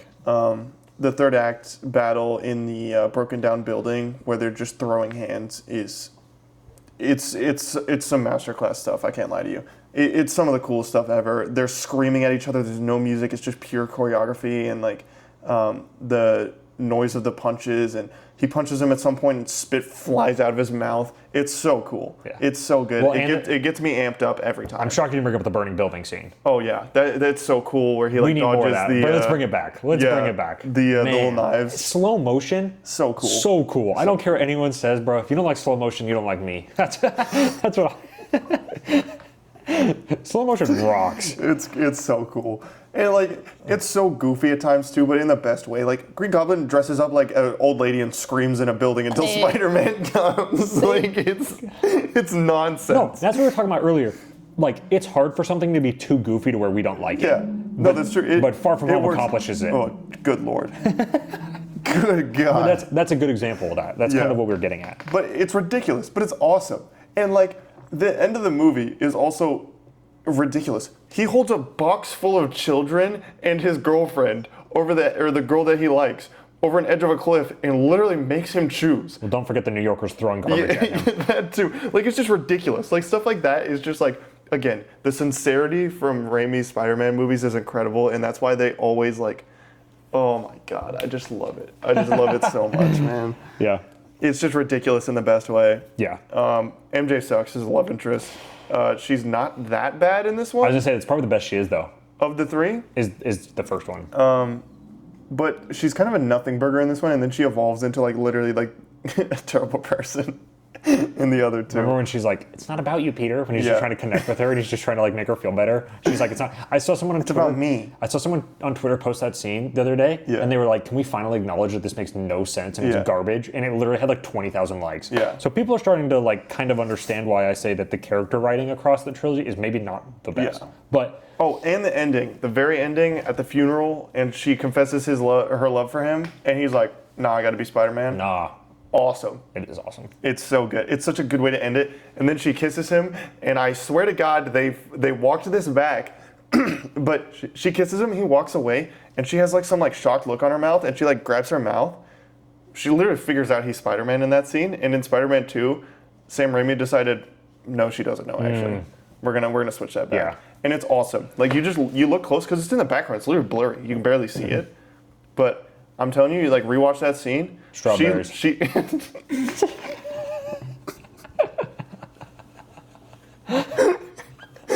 She literally knows. She literally knows. She pieces it together. Yeah. Oh my God. James Franco Masterclass Spider-Man 3. That's actually cooking. It's actually cooking. He's so good. They make an omelet. Okay. Go ahead. Suck at it. He flips it in the air and then it hits the thing and it splatters all over the place. Bernard, do we have any food? Bernard. Reminds me of my grandfather. Better than Alfred. I'm just kidding. I'm just kidding. All right. Are we going on to 6 now? Yeah. Okay, my 6 is Spider-Man No Way Home. 7 was Brand New Day. These two were like literally that close for me. It's just, there's some moments in No Way Home, particularly the journey that Peter goes on across the whole movie. Yeah. The May death scene, the ending when he has to say goodbye to Ned and MJ. And then when he sees MJ at the coffee shop, and he ultimately decides he can't tell her, and he has to. He has to move on. Incredible stuff. All that stuff just makes me feel so deeply. It makes me feel just as deeply now as it did when I saw it in theaters. Yeah. This has nothing to do on Toby and Andrew. I love both of them. I actually take credit for manifesting them being in this movie. Yes. Shout out August 2020. No one actually basically put this entire film together. Yes, we did say, what if they do a Spider-Verse movie with Tobey and Andrew? Kevin Feige had the microphones on us, but besides the point... And we said that would never happen. Besides the point, I think the movie's actually really good. Green Goblin is just like... Willem Dafoe, Green Goblin's like probably the best Spider-Man villain. I mean, he's great. And maybe now it's cheating because he's the main villain in two movies, but... I love the movie. I really don't think it hinders on nostalgia. I think it actually uses those characters for very clear plot purposes, and it furthers Peter's character incredibly 100%. Well. So I don't really buy the whole nostalgia argument. I think that applies to different things, but I don't think it actually applies to this movie, especially when I'm confirming I don't love this. I don't only love this movie because Andrew and Toby are in it. It was fun seeing them again. Yep. But on my rewatches, I'm not like... You're obviously not like, I can't wait for Toby and Andrew. Yeah, you know what I'm saying? I'm not audience reacting. Yeah. So, but yeah, I still love this movie, and it's for those reasons that I listed, and that's why it's my 6. Another 9 out of 10 with Rain a Day. All right, I have a controversial one. At 6? Yeah. I'm gonna slap you, but say it. I have TASM 2 at 6. Boo! You know you want it higher too. I can already see it. I can smell it on you. It's tough. I'm like looking at... I know. Again. 9 through 4, they could all just move up or down. I can absolutely smell it on you that you want it higher. It's so good. It's so good. People hate this movie, and I think they hate it because they hate themselves.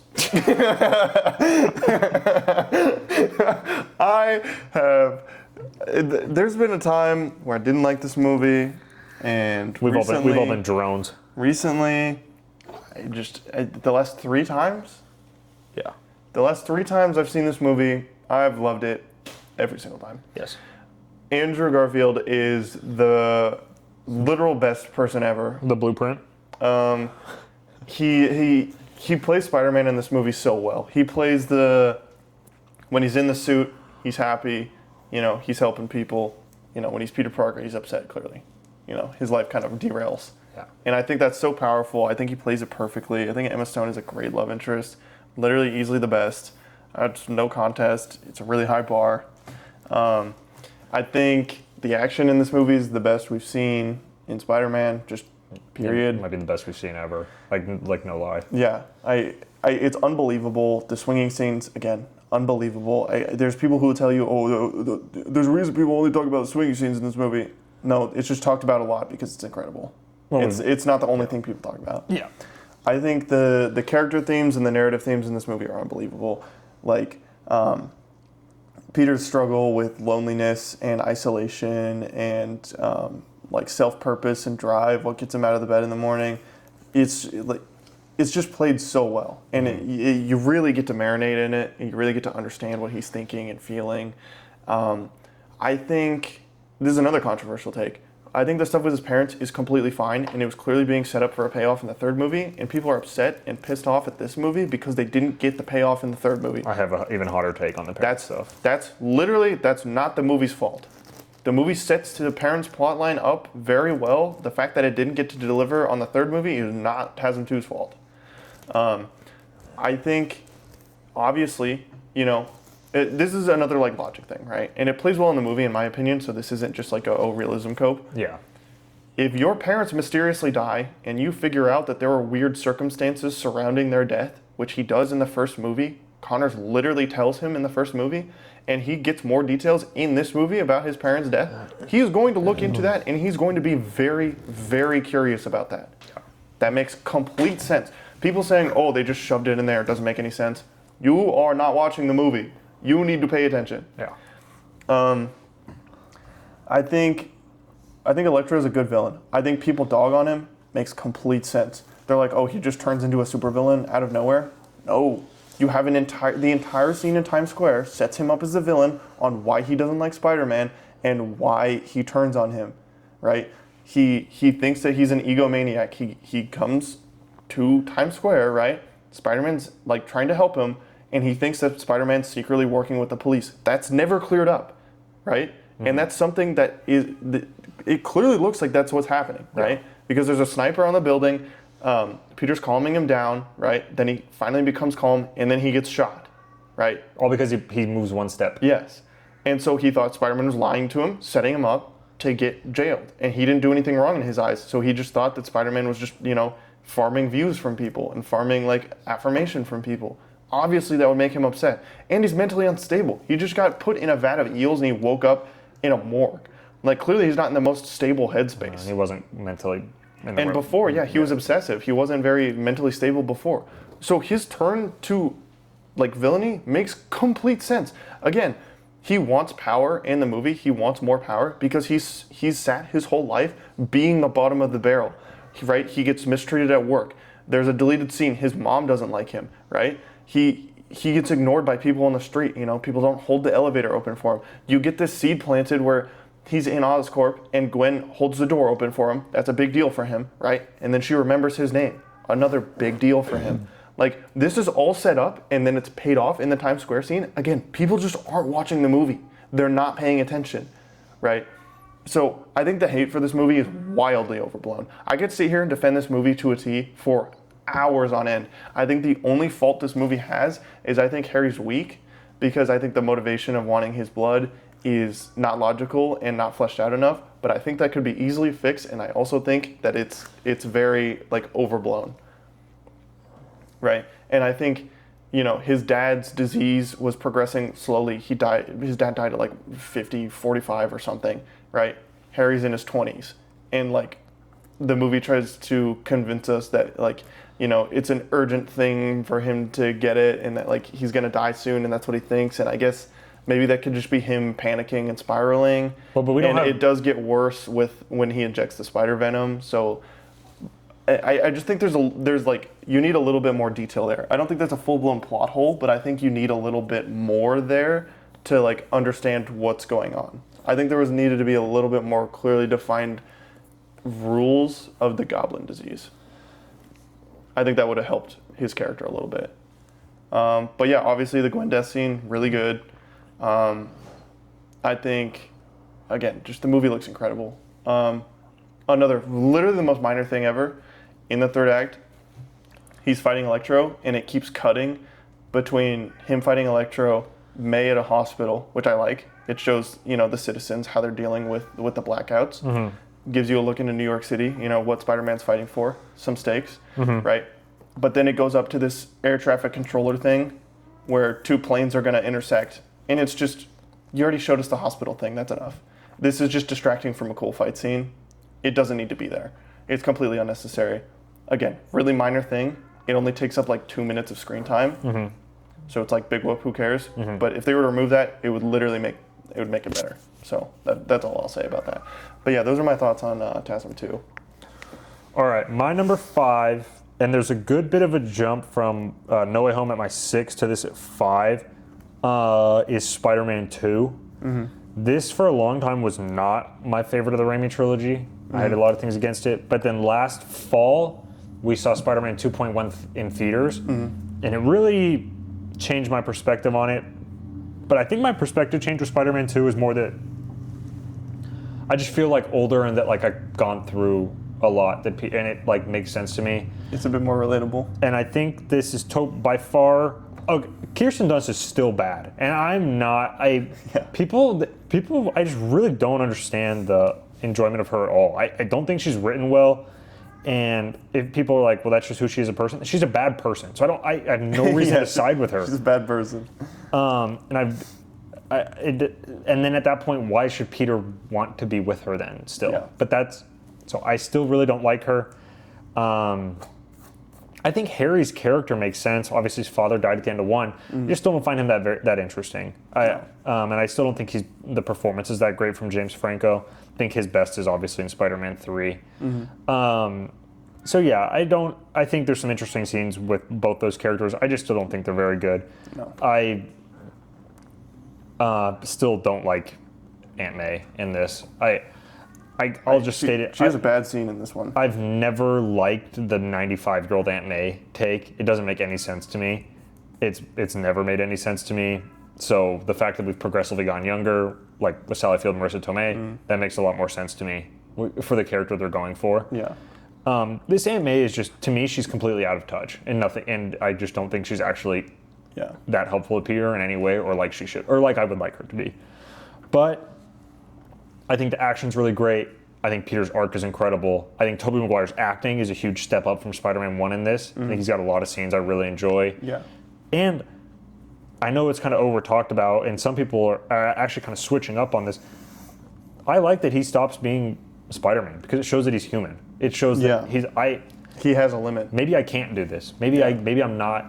And then a woman dies because he stops being Spider-Man. He runs in that building and he thinks he did it, but because he wasn't he couldn't save everyone. Yeah. Because he can't do his powers when he's just Peter Parker. Yeah. Well, and he couldn't ignore it. Yeah. It was killing it. Yeah. He had to do something. So I just think it's just so much more interesting than the other two from that standpoint. And then again, it has its iconic scenes, obviously, and I think those are really good. J. Jonah Jameson's still really awesome, and the Daily Bugle crew and all that stuff. Yeah. But with this one, it just makes me feel the most. I'd give it like a 9.25 out of 10. Again, the only detriments really are MJ, Harry, and Aunt May. Yeah. They just do not work for me in the slightest. You're right, she does have a very bad scene in this. You gonna talk about it? No, I'll let you do it because you're gonna have the same positives as I did for it. So you're not. You and I are probably pretty similar on that movie at this point. No, we definitely are. But yeah, so Spider-Man 2's at my 5, 9.25 out of 10. Absolutely great movie, stands the test of time. I'm more positive on it now than I was a year ago. I think it's great. God, love that train scene. And then under your 5. My 5 is Brand New Day. Okay. I just think it's a really strong Peter Parker story. I think the supporting characters are really, really good. My only real complaint is like the villain, and it's just, again, it's a real minor complaint. It's a real minor issue. I think it's paced really well. I think it looks good. I want to watch it again. It might move, but right now that's kind of where I'm feeling it. The suit's great. The action's fun. Tom Holland's great. We've talked about it like 4 times now. But yeah, I love it. I think it's solid. I think it's going to age pretty well too. I'm really excited to see what comes next. I think it sets up the character in a really interesting way, in a very like good direction. And I think that's what No Way Home did too. It set up the character really, really well. So yeah, that is my 5. All right. My 4 is my first 5 out of 5 on the board. We've actually already talked about it. That's Spider-Man Homecoming. I just think it's absolutely incredible. I think it's just so genuine. I adore it. I think it's so much fun. I think Vulture's awesome. I love all of Peter's friends. I think they make sense. Yeah. It to me felt like a much more authentic take on high schoolers and everything, but not in an annoying way, in like a reality way. Yeah. And I think you can do it without it being really annoying. And I think that's what they did. And in comparison to Far From Home, where I find it very annoying over and over and over, I don't feel that with Homecoming. I simply just love it. I think Tom Holland is so good in this. I think people don't really I don't know. I think one of his best performances is in this movie. 100%. And I actually like the back and forth that him and Tony Stark have. I think it's really important to show that he is not just this Stark fanboy that's going to do whatever he says, and that he actually is his own person and has his own thoughts, and he's going to do what he thinks is right. That's what is said in the movie, and that's where him and Tony clash, because Tony's like, why don't you just trust me? And Peter's like, well, how am I supposed to know that? You know what I'm saying? He's not. Well, and Tony wants to just tell him to shut up and have him listen, and that causes the whole fairy incident. Is that Peter thought nothing was going on, so he went. Tony had it covered, but didn't tell him because of his arrogance. Yeah, makes perfect sense. The back and forth is great. So Spider-Man Homecoming is my 4. It's my first 5 out of 5 on the board. I absolutely love it. Absolutely love it. On to your 4. My number 4 is Spider-Man 2. I think it's visually the best of the 3, just in aesthetic. Sure. I think it has the best set pieces of the 3 as well. I love the train scene, the bank heist. The third act is minorly underwhelming because it's just like a little boathouse kind of thing. But well, everything not the whole third. I guess the final. Oh yeah, the final battle. The final bit. But it has Toby screaming. It does have the Toby screaming when the wall comes down. God, oh my God. Triple platinum in our group chat 5 years ago. Oh my God. Toby screams daily. I'm going to put it in the video. Toby now. screams daily. God, that's a Toby masterclass. Oh my God. Only he could scream like that. Exactly. I think we've spent hours trying to replicate it. It's We can't do it. It's nearly it's an impossible It's task. so good.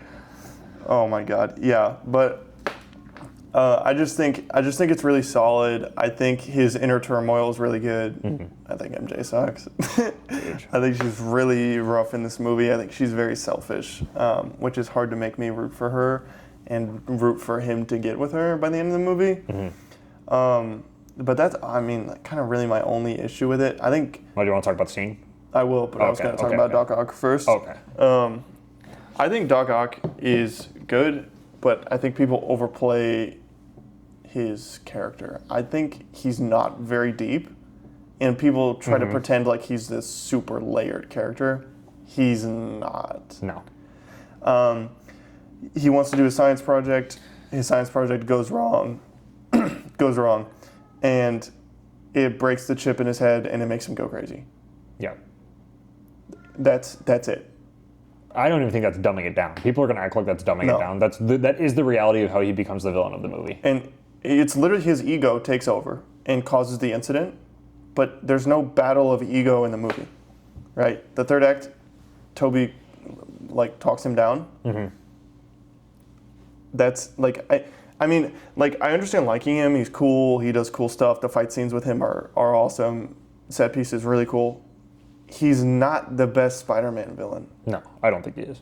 I genuinely, if someone can explain this to me, I don't understand why everyone he's like, oh yeah, well Doc Ock, he's the best one. Yeah. No, not at all. But yeah, anyway, on to the scene. The scene that I really don't like is with Aunt May.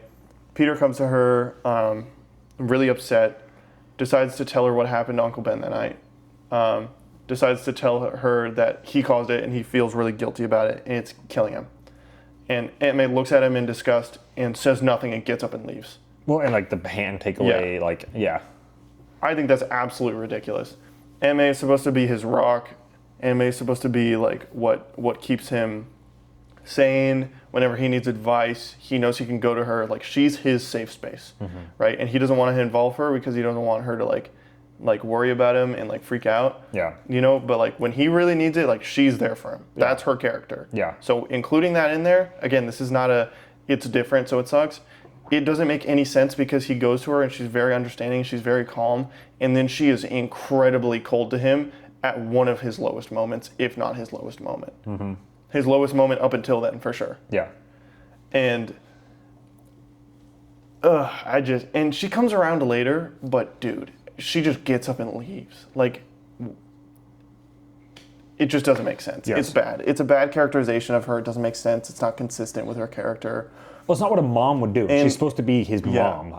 She instantly turns around on it. 2 scenes later when she's selling her stuff from her house. They don't have another conversation. You don't see, a bridge scene. She instantly is like, oh, yeah, it's okay. Come on, man. Paying little Henry from across the street $5. Oh, jeez. What's his name? It's Henry, right? I think it's a 2 first name one. Is it? Little John Henry. Yeah. It's not John Henry. God, what is it's Henry something. Henry James? I don't something? know. I don't know. Something like that. If I cared enough, I'd go look for it. It doesn't matter. I know someone for a fact knows it off the top of their head. I feel like I almost do, but yeah. I keep wanting to say Henry Jones Jr., but that's actually Indiana Jones. Yes. So yeah, that's your 4? That's my 4, yes. Okay, my 3, probably my second most controversial, maybe the one, I don't care. We'll debate anyone on this movie, is TASM 2. I have it at 5 out of 5/10. Fully valid. Quick summary, I think the parent stuff is actually incredibly needed.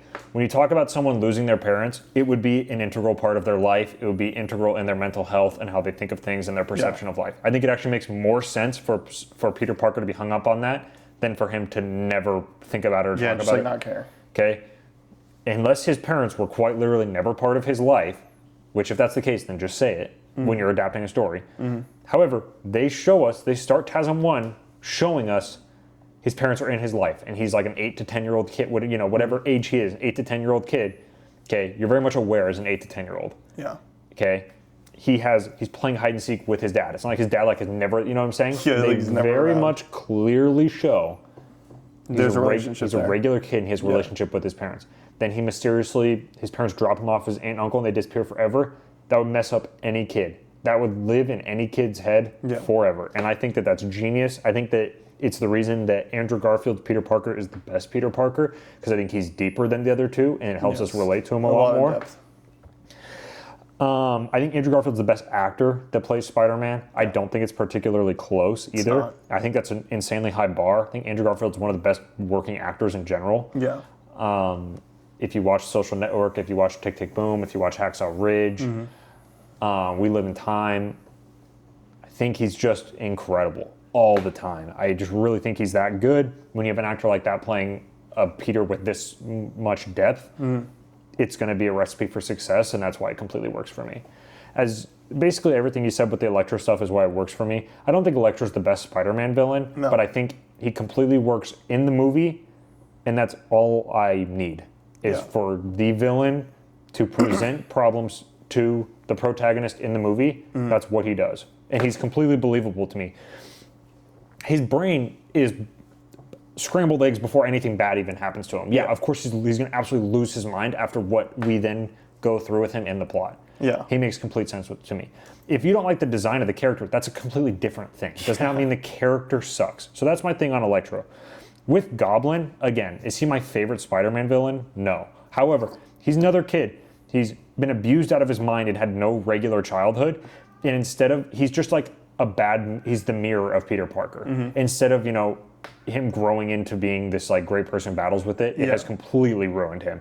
He's not a psycho by any means, but he's not right mentally in the slightest. So when he starts to feel these changes that he sees are killing his dad, he absolutely panics and he spirals, and it turns into the fact that he thinks he needs to save himself right now, and he thinks that because he has money and he's powerful, he can do that. Yeah. But he doesn't understand that in connection with that, Spider-Man is one of our greats. Because it's Peter Parker, and he's not, and Peter doesn't believe in that. Yeah. And just because it's his best friend from a long time ago, Peter doesn't believe in something like that. And I think that's actually really genius, and I think it puts all of our characters in a really interesting spot. It makes them force decisions that are really interesting, I think. And then I think all the action is like some of my favorite action I've ever seen, like up there with like movies like Transformers 3. Stuff like just really, really like top notch, like Pirates of the Caribbean 2 and 3, just like the upper echelon stuff. So I really have no problem with any of the characters. I think the parent stuff is actually secretly genius if you just embrace that it's not like other things. Yeah, I like the parent stuff too. I don't think the villains are bad by any means. I just don't think they're the best, but I don't need them to be the best. No. I give Spider-Man Homecoming a 5 out of 5, and I think Vulture's incredible. He's not my favorite Spider-Man. You know what I'm saying? Yeah. Not everything needs to be the best. It just needs to work for the story, and I think they do. But Peter Parker and Gwen Stacy, Andrew Garfield and Emma Stone's dynamic is just one of my favorite love stories like ever put in movies. Yeah. Watching them go back and forth is just incredible. And it's painful. It is. And I think this is actually a brilliant sequel. I love how it carries over their relationship. I love that he's still haunted by Captain Stacy's death because, again, it makes complete sense. That's the whole point. He loves this girl, and her dad made him promise that he would leave her out of it. Yeah. But she, the woman that he loves, tells him he doesn't get to make decisions for her. Yeah. Yes, that's a perfect predicament for someone like him. And it makes sense why she would feel that, and it makes sense why he would then try to do that and not be able to do it. Yes. Makes perfect sense. Yes, because there's no right answers, and when there's no right answers like that, then you get consequences. That's exactly that. So I think this movie's actually secretly really incredible. I don't know. I really just don't understand the hate for it at all. I think people see Goblin and he's got swooped hair to the side and stuff, and since he's not a Giga Chad, they kind of they're like he's not Franco. Yeah. But again, it doesn't have to be your favorite. I just think it's pretty genius, actually. And I mean, the suit's incredible. Obviously, the Times Square fight scene, the final fight scene, the opening scene where with Rhino before he's Rhino. Yeah, the car chase. Yeah, and that whole chase scene before he goes to graduation, I think is awesome. And then the end of the movie, he stops being Spider-Man. I mean, he's so deeply hurt by Gwen's death. Yeah. And And Aunt May just gives him this brilliant speech. It's so And killer. then he goes in his closet and he gets his Spider-Man suit out and he gets going. He gets going. And 5 out of 5. It's my number 3. I love it so much. It could be 1 or 2 on this list. I mean, truly it could. I have no gripes with it. Oh yeah, just to clarify, my 5 out of 5s are from 4 up. They're all 5 out of 5. All right, on to your 3. My 3 is Spider-Man: Homecoming. You kind of hit the nail on the head with everything. It's very, it feels very authentic to an actual high school and not in an annoying way, like you said. I think the villain is incredibly strong. I think Michael Keaton is awesome as the Vulture. Mm-hmm. I think it makes sense what he's doing, why he's doing it. I think the dynamic with Tony Stark, again, really good, makes sense for the character. Yeah. It's just the perfect introduction of Spider-Man into the established MCU. I literally don't think the movie could have done it any better. Yeah. I think the only thing it's missing is like a swing scene. Yeah. Literally just one of those would make it, might bump it up 1 or bump it up. I don't know. But regardless, it's so good. Mm-hmm. It's such a good movie. It's so solid, it's so sincere, it's so real. Yeah. We grew up with Tom Holland. Obviously, going back to that is like nostalgic. Makes me think of high school every time. Yeah. But yeah, it's just incredibly solid. I just love it. It's just a great movie. Yeah. Ready for my 2? Your 2. So my 2 is The Amazing Spider-Man 1. Mm-hmm. I actually don't think there's a big quality difference between The Amazing Spider-Man 1 and 2. I think with this one, I maybe just slightly prefer it because Martin Sheen's Uncle Ben is just genius to me. It's so good. Like the scene with him and Peter in the basement where he's like, he just knows Peter's a special kid and can like fix the base. Like it's just really, it's just like really humanizing, Mm-hmm. Like scenes like that put you in the character's shoes, and I think, and then he goes up, the bowling trophies line is just oh my god, the meatloaf line from Aunt May. Oh yeah. Peter going to the freezer and he's got all the snacks and stuff. Like Oh yeah. Literally everyone's been there, but when your parents look at you and they're like, "What? Like what is wrong with you?" What the hell's wrong with it? Yeah. Got the Stouffer's mac and cheese, but also the Ben and Jerry's ice cream. Yeah. But yeah, this movie just means a lot to me. Again, the Gwen relationship with Peter, how Peter recovers from Peter's selfishness with wanting to learn deeper about the spiders and his powers and what he's grown, ends up resulting in Uncle Ben's death and Peter's arrogance and how he's not able to handle it. Yeah. And but he learns from it and he builds from it and he becomes a really incredible Spider-Man. There's the scene on the bridge where he's saving Jack. Oh yeah, incredible. That's a top 3 Spider-Man scene.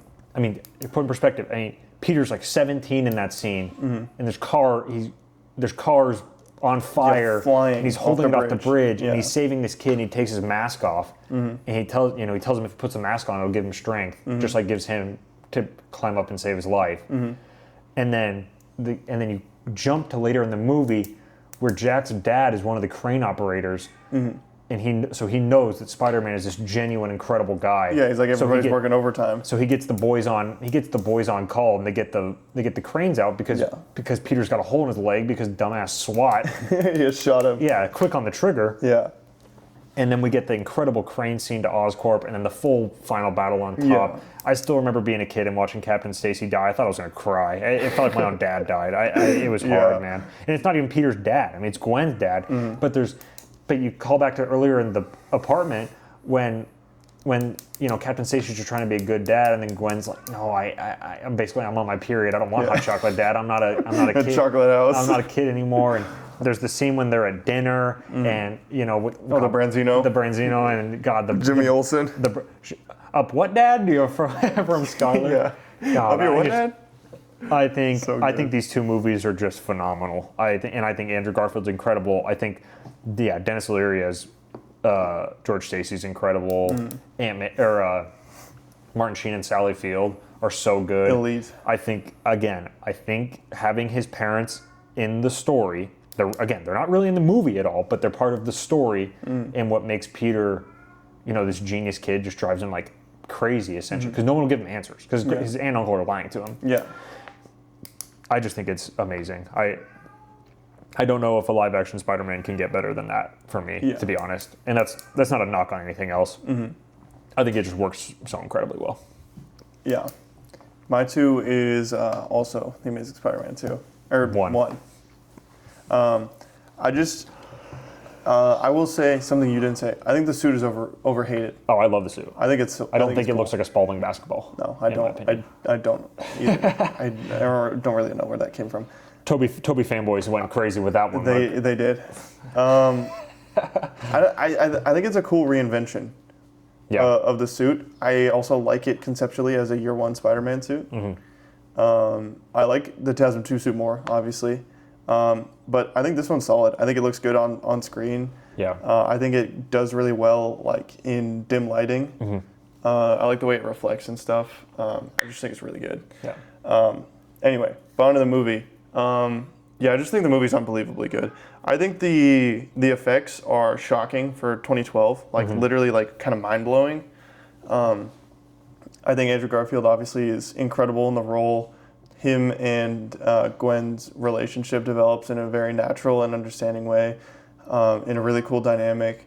I think when he fights, I like the way he fights the most out of like every Spider-Man. Mm-hmm.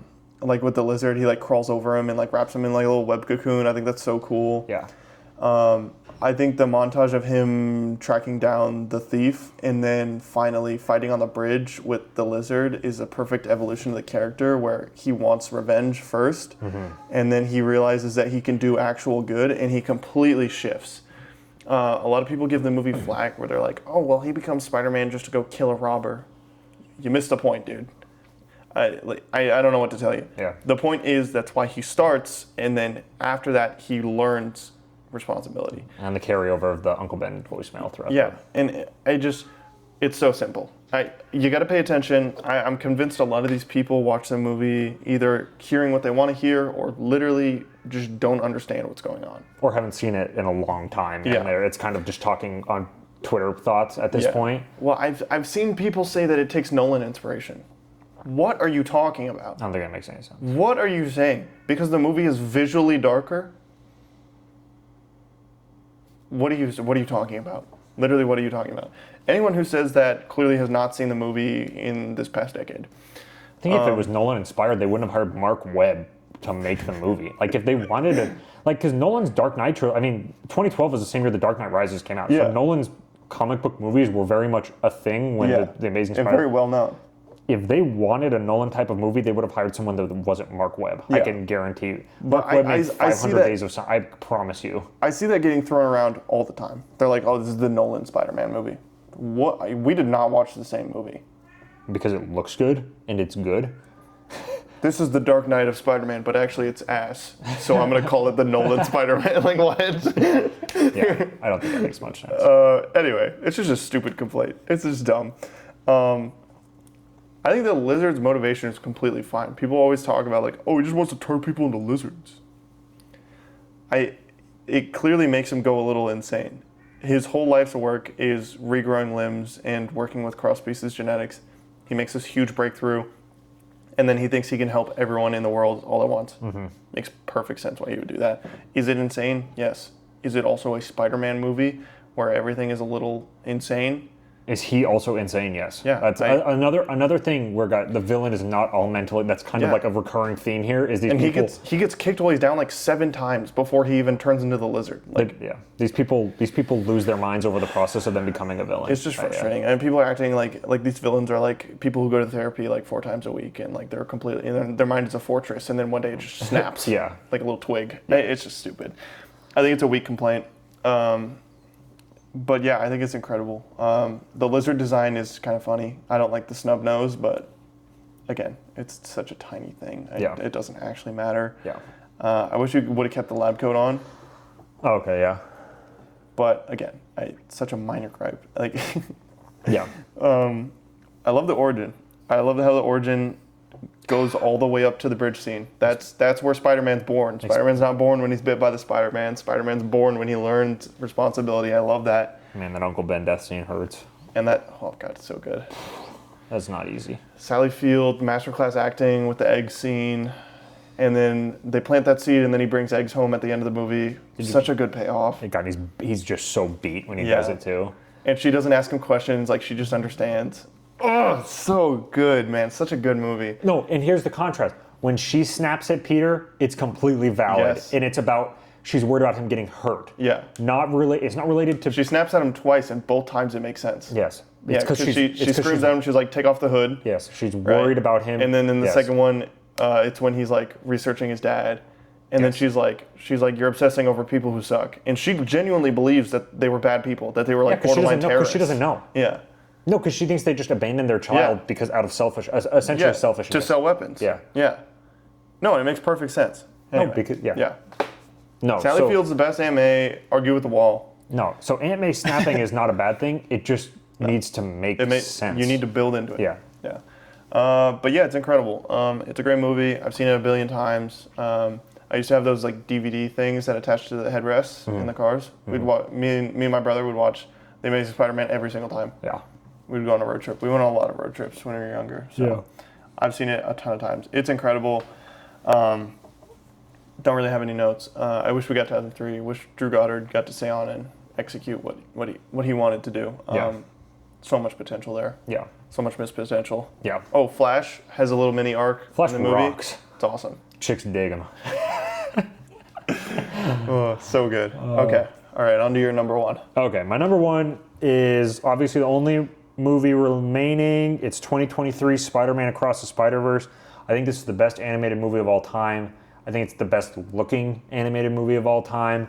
I think it takes everything that Into the Spider-Verse was great at. It adds like 25, 30 minutes of runtime. Yep. It advances Miles in a way that makes complete sense. We go through a couple years, years where we don't see him. I think that he goes on an arc similar to other Peter Parker. No, I know he's not Peter Parker, but Peter Parker stories we've seen in movies is what I'm getting at. That makes complete sense. He's growing up. He's struggling with the balance, and I think that's kind of what I wanted to see in Brand New Day, because like Miles is struggling with how to balance everything with also being Spider-Man. And they give us multiple scenes of that. I think that's one of the most interesting things about being Spider-Man. That's part of the reason Homecoming's so good, is because of the balance thing. And Homecoming does the balance thing better than like anything. Spider-Man 2099 is sensational. I think Gwen is even better. Shea Wiggum plays Captain Stacy in that. It's awesome. I love Shea Wiggum. It's awesome. And then just the action scenes are really, really good. The character predicaments are really good. I love all the side characters. When I saw this movie, I mean, because it had been so long between Into the Spider-Verse and Across the Spider-Verse, I wasn't even sure if I was going to be still into the universe or anything anymore. And I was watching, it just blew me away. It still blows me away. I can't fathom a way it's even better. It ends, the ending is phenomenal. It's unbelievable. An absolute incredible twist. Yeah. It leaves you in this just insane spot where you're just like itching for more. And now we're less than a year away from Beyond the Spider-Verse, which is so exciting. Yeah. I mean, the hype for I can't believe they didn't put a teaser in front of Brand New Day. Yeah, it's kind of wild. That's insane to me. There was a teaser there was a No Way Home. Yeah, there was a cross teaser ahead of No Way Home, and there was a bigger time gap between those ones. So that part's crazy to me, but I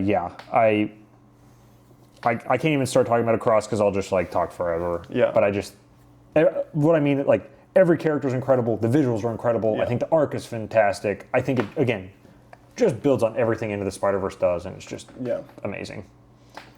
Yeah, my number one, obviously, also Across the Spider-Verse.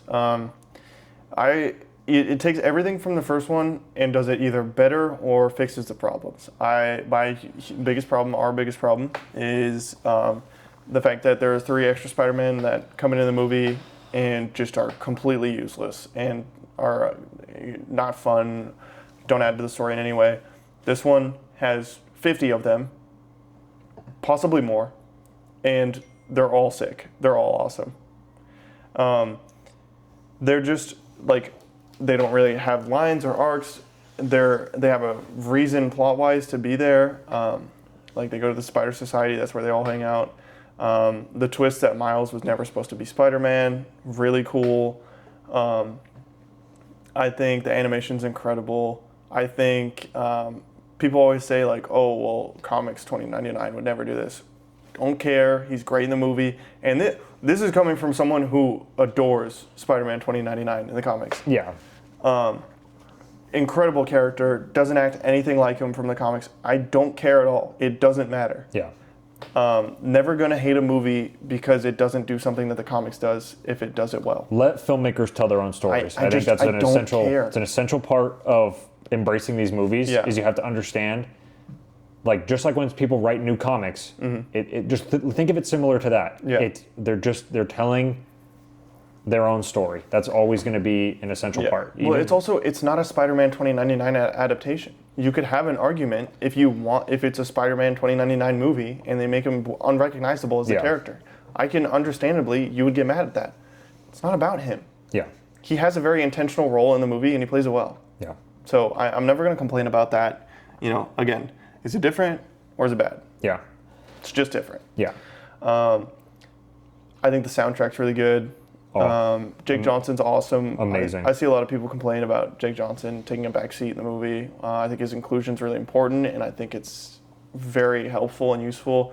I think Miles and Gwen's dynamic is really good. And the parents stuff is even better. Yeah, the writing with the parents, it makes perfect sense. It's completely understandable on both sides why they're both upset. It's just really good. It's a great movie. Yeah. I don't think it could be better. No, I don't think it could either. I literally wouldn't change anything about it. I don't watch it. There's not a single scene where I'm like confused. There's not a single scene where I'm like, oh, maybe not one bit. It's insane. This is the one on the list that I literally could not think of something that I would like them to change. Yeah. And TASM 1 only has the lizard thing. That's the only thing I would change. Yeah. But across, literally, there's nothing I would change about this movie. I think it's genuinely perfect. Miles is so awesome. And Miles is so good in this that it scares me for when they do live action Miles, because I think that people are going to be disappointed because they have been set, the standard has been set so insanely high. Yeah.